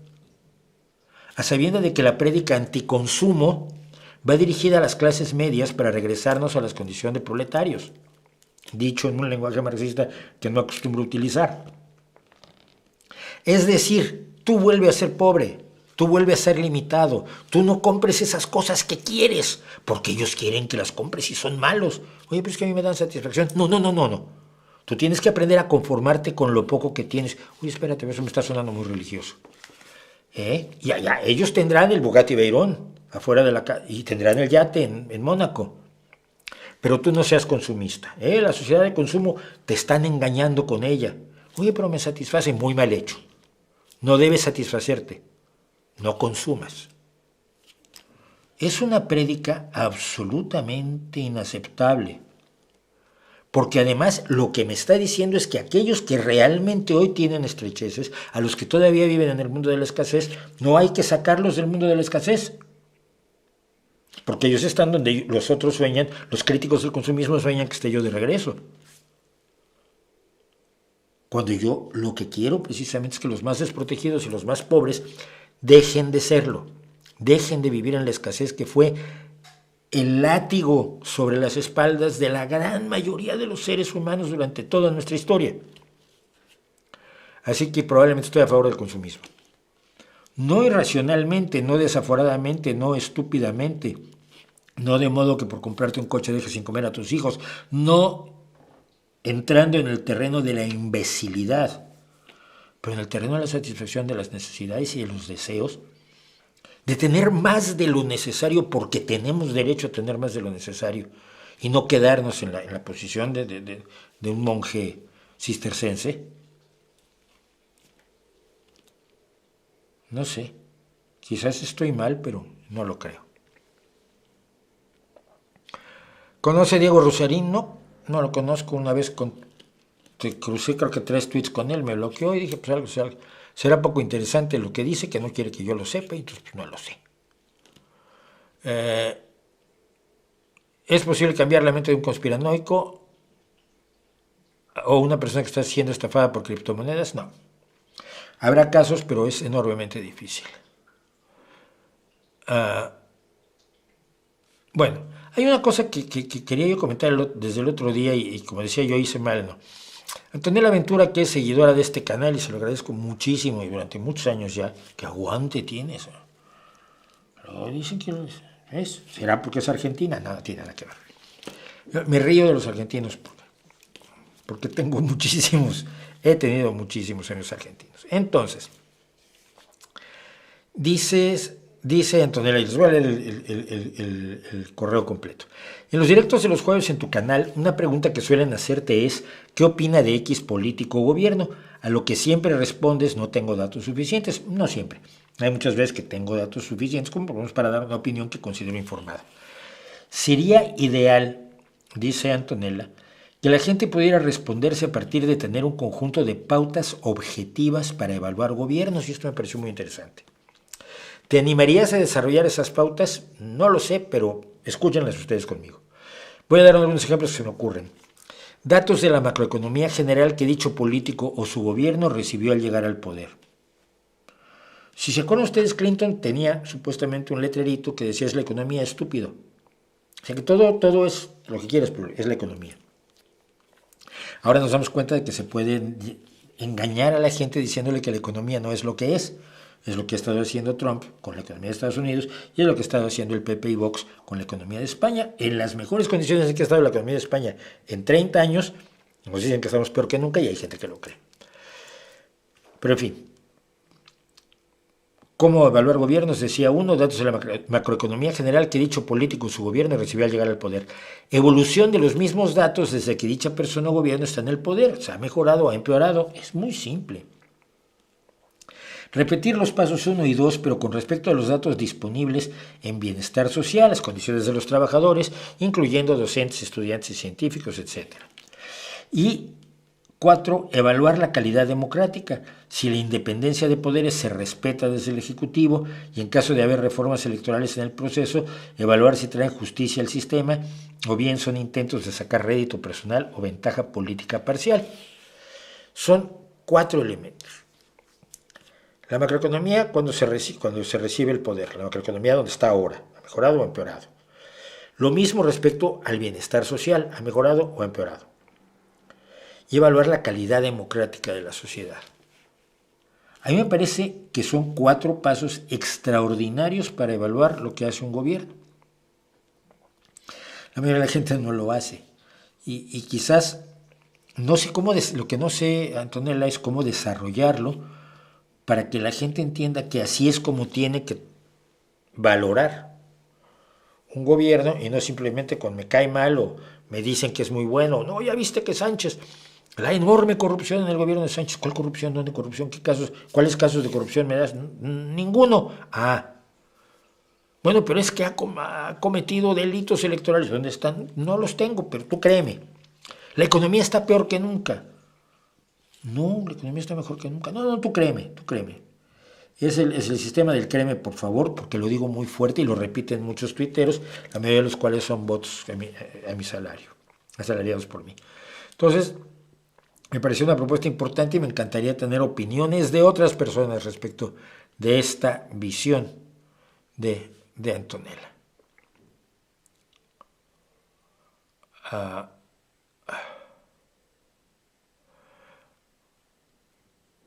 No, hay gente que no conozco y me preguntan por ella.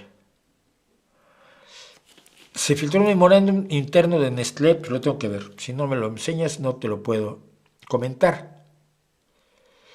Para usted, ya sea un artista o un buen artista que conecte con el público, el arte es un círculo, por decirlo así. Es decir, yo escribo una canción, pinto un cuadro, hago una película, actúo en una película, y ese es mi trabajo. Luego viene el espectador. Si el espectador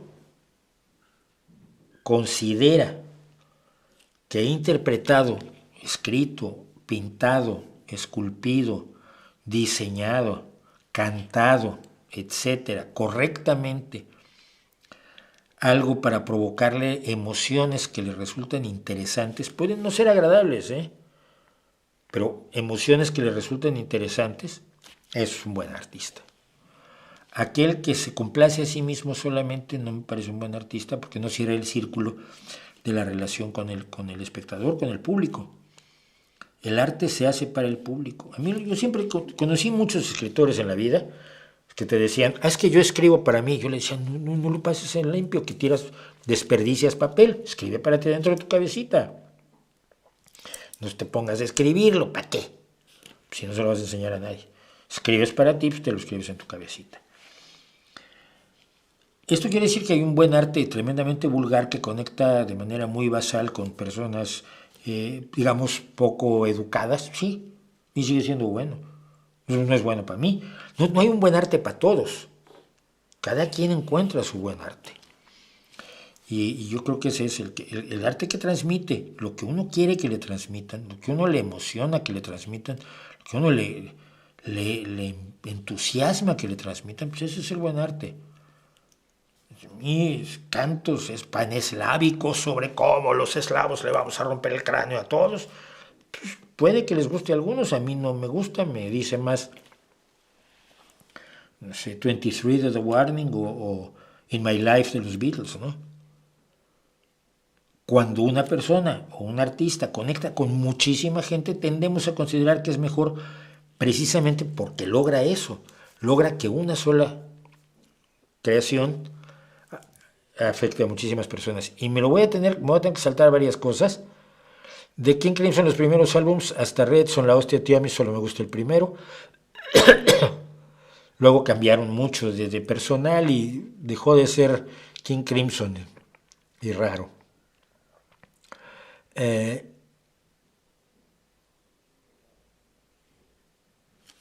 Pero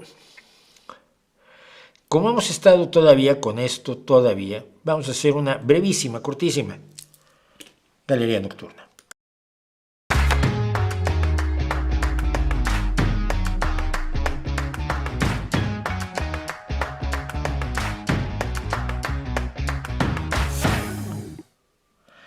La última cena. Está el escándalo. ¿Por qué? Porque no paran. Decíamos que cuando alguien está convencido de algo no hay forma de desconvencerlo.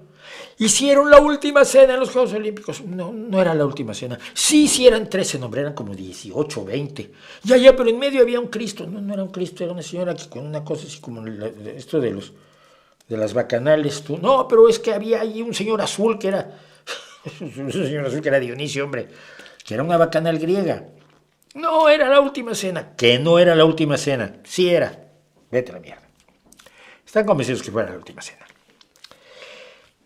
Y peor aún, yo metí la pata en uno de los comentarios que hice, porque decía yo que el San Juan apóstol, que está pintado en la Última Cena, fue modelado por Salai, el ayudante y presunto, uno de los presuntos amantes de Leonardo da Vinci, que había sido también el modelo del San Juan Bautista. Y al parecer di a entender que el San Juan de la Última Cena era San Juan Bautista. Obviamente no. San Juan Bautista estaba muerto para la Última Cena, mucho antes, le habían cortado la cabeza. Pero lo que quería decir es esto. Este es Salai en el Juan Bautista pintado por Leonardo da Vinci. Y este es Salai a la izquierda, desde nuestro punto de vista, o sea, a la derecha de Cristo, pero a la izquierda desde nuestro punto de vista, y que también, al parecer, está inspirado en Salai. Eso fue lo único que quise decir. No quise decir que San Juan Bautista fuera apóstol, ni mucho menos. Pero lo traté de explicar una vez, otra vez, 16 veces, y entonces hoy veo en los comentarios. Pero es que San Juan Bautista... Ve los otros comentarios, chato. Bueno, a lo que vamos y a lo importante. Esta obra que tengo aquí, esto es uno de los cuadros, que no es un cuadro, son las pinturas más influyentes en la historia de la humanidad. ¿Por qué? Pero hay muchas razones que han tratado de dilucidar los expertos en arte. Como yo he dicho siempre, yo no soy un experto en arte, soy un amante, un apasionado del arte. Pero cosas como esta, miren, si miran hasta la derecha de la mesa, abajo del mantel, que por supuesto la Última Cena no tenía mantel en el año 33 de la era cristiana, según los cálculos equivocados de Dionisio el Exiguo, tiene un nudo. Hay gente que se ha dedicado a escribir novelas y delirios esotéricos por el nudo, por no estar probablemente enterados de que la teoría de nudos le interesaba mucho a Leonardo, como le interesaban tantas otras cosas, porque si algo tenía Leonardo es que le interesaba absolutamente todo. Bueno, ha sido repetida y no en los Juegos Olímpicos, desafortunadamente me hubiera gustado que lo hicieran. Yo ya conté que yo hice una Última Cena con una modelo de desnudo, luego antes de eso hice una Última Cena conmigo para ver cómo eran las poses. Los Simpsons han hecho una Última Cena, Luis Buñuel hizo una Última Cena, Dalí hizo una Última Cena, se ha hecho con Elvis Presley, con grandes rockeros, con grandes futbolistas, con lo que sea. Es un pretexto visual para un montón de cosas y se ha hecho miles de veces y he mostrado algunas de ellas aquí. La pregunta de siempre es por qué. Primero que nada, de cuándo es y cuánto mide, porque no tenemos idea. Al parecer se empezó a pintar en 1495, no está muy claro si fue eso o un año después, pero para 1497 ya casi la había acabado, por lo cual calculamos que la acabó en 1498, porque las notas de Da Vinci tampoco eran fuentes de enorme precisión. Bien, mide 4 metros de alto por 8,80, 4,60 de alto por 8,80 a lo largo. Es enorme. Es enorme. Son medidas tipo el Guernica. ¿Cuánto mide el Guernica? Buena pregunta. Un segundo.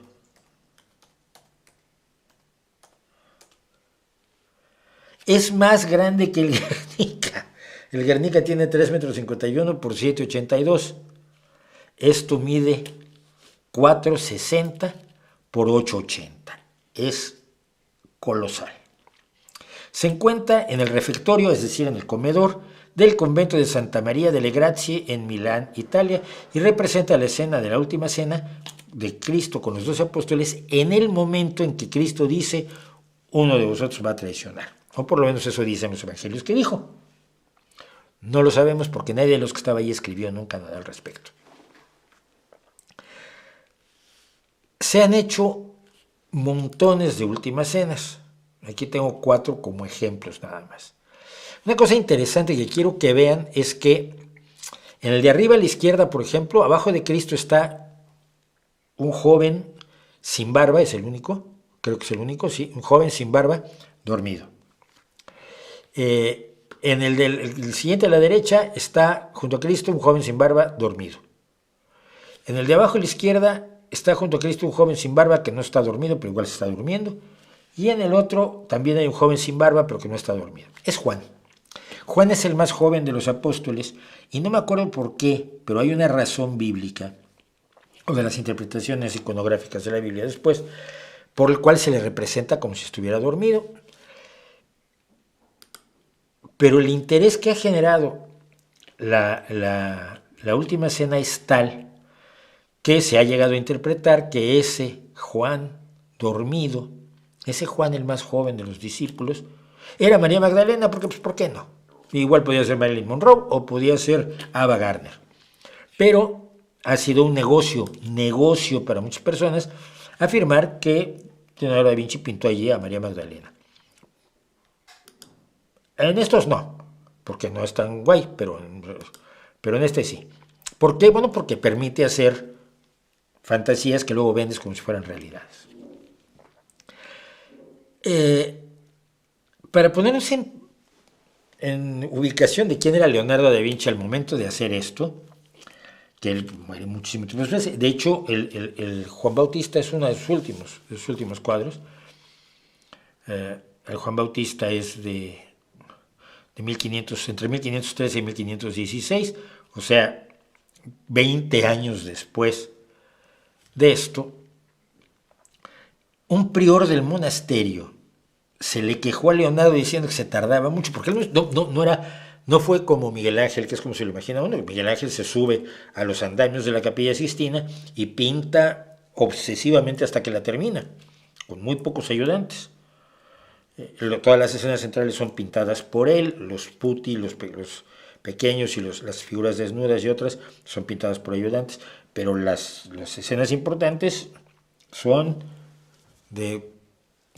tirado de espaldas en un andamio pintando a Miguel Ángel. No es el caso de Leonardo, que iba, pintaba un poco, lo miraba, no le gustaba, corregía, se iba y regresaba 3 meses después. Entonces un prior del monasterio se empezó a quejar de que se tardaba mucho y le hicieron llegar la queja a Leonardo por correo. No había email y no había WhatsApp.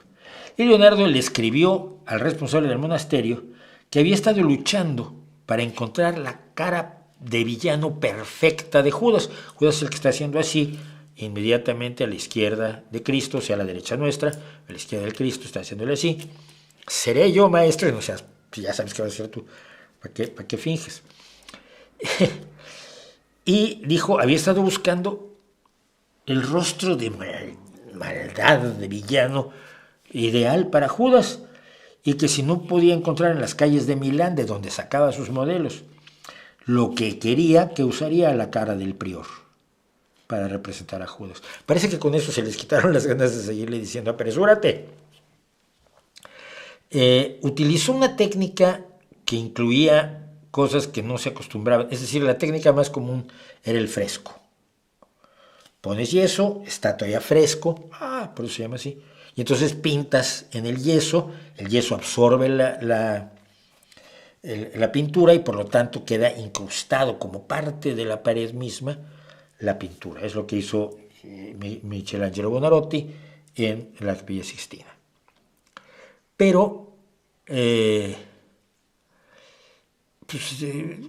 Leonardo empezó a usar una mezcla de témpera con una cosa que llaman yeso, que no es yeso, sino yeso, y que eso le permitía, según creían, que hacer cambios más fácilmente y corregir como corregían el óleo, que con el óleo, como tarda mucho en secar, siempre puede hacer muchas correcciones.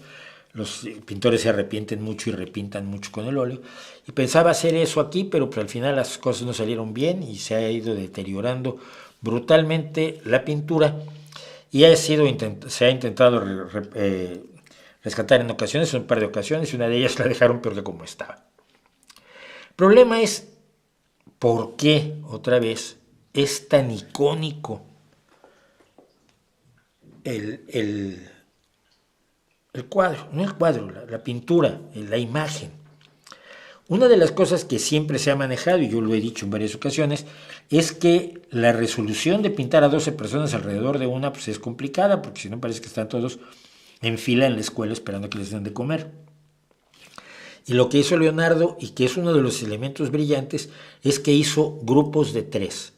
Es decir, los 3 de la izquierda están hablando entre ellos, los 3 siguientes están comunicándose entre ellos, los 3 del lado de Judas también están ellos allí, mientras que los otros están discutiendo como entre ellos, ¿cómo es posible que diga Cristo que lo van a traicionar? Esa división de los 12 apóstoles en grupos de 3 es uno de los elementos que le da una plasticidad y un ritmo casi de oleaje a toda la pintura. Lo que contiene, nuevamente, lo que contiene el pan, el pescado, que parece que era lo que cenaron fundamentalmente, nadie lo sabe, se lo inventó Leonardo. Esto debe quedar muy claro. Leonardo no era experto en historia del siglo I. Leonardo se lo inventa todo con base en más o menos lo que dice la Biblia, pero mira, si hubiera sido una última cena real, estaban acostados, eso para empezar, no estaban sentados y por supuesto no tenían mantel y no tenían platos metálicos y una serie de cosas. Leonardo se lo inventa, pero lo hace de manera tan brillante que acaba generando a gente que saca conclusiones sobre la vida de Cristo a partir de la pintura hecha en 1497, lo cual es de locos. Entonces buscan mensajes secretos, mensajes ocultos, que pudieran significar que Leonardo tenía un conocimiento que por otro lado nunca pareció que tuviera.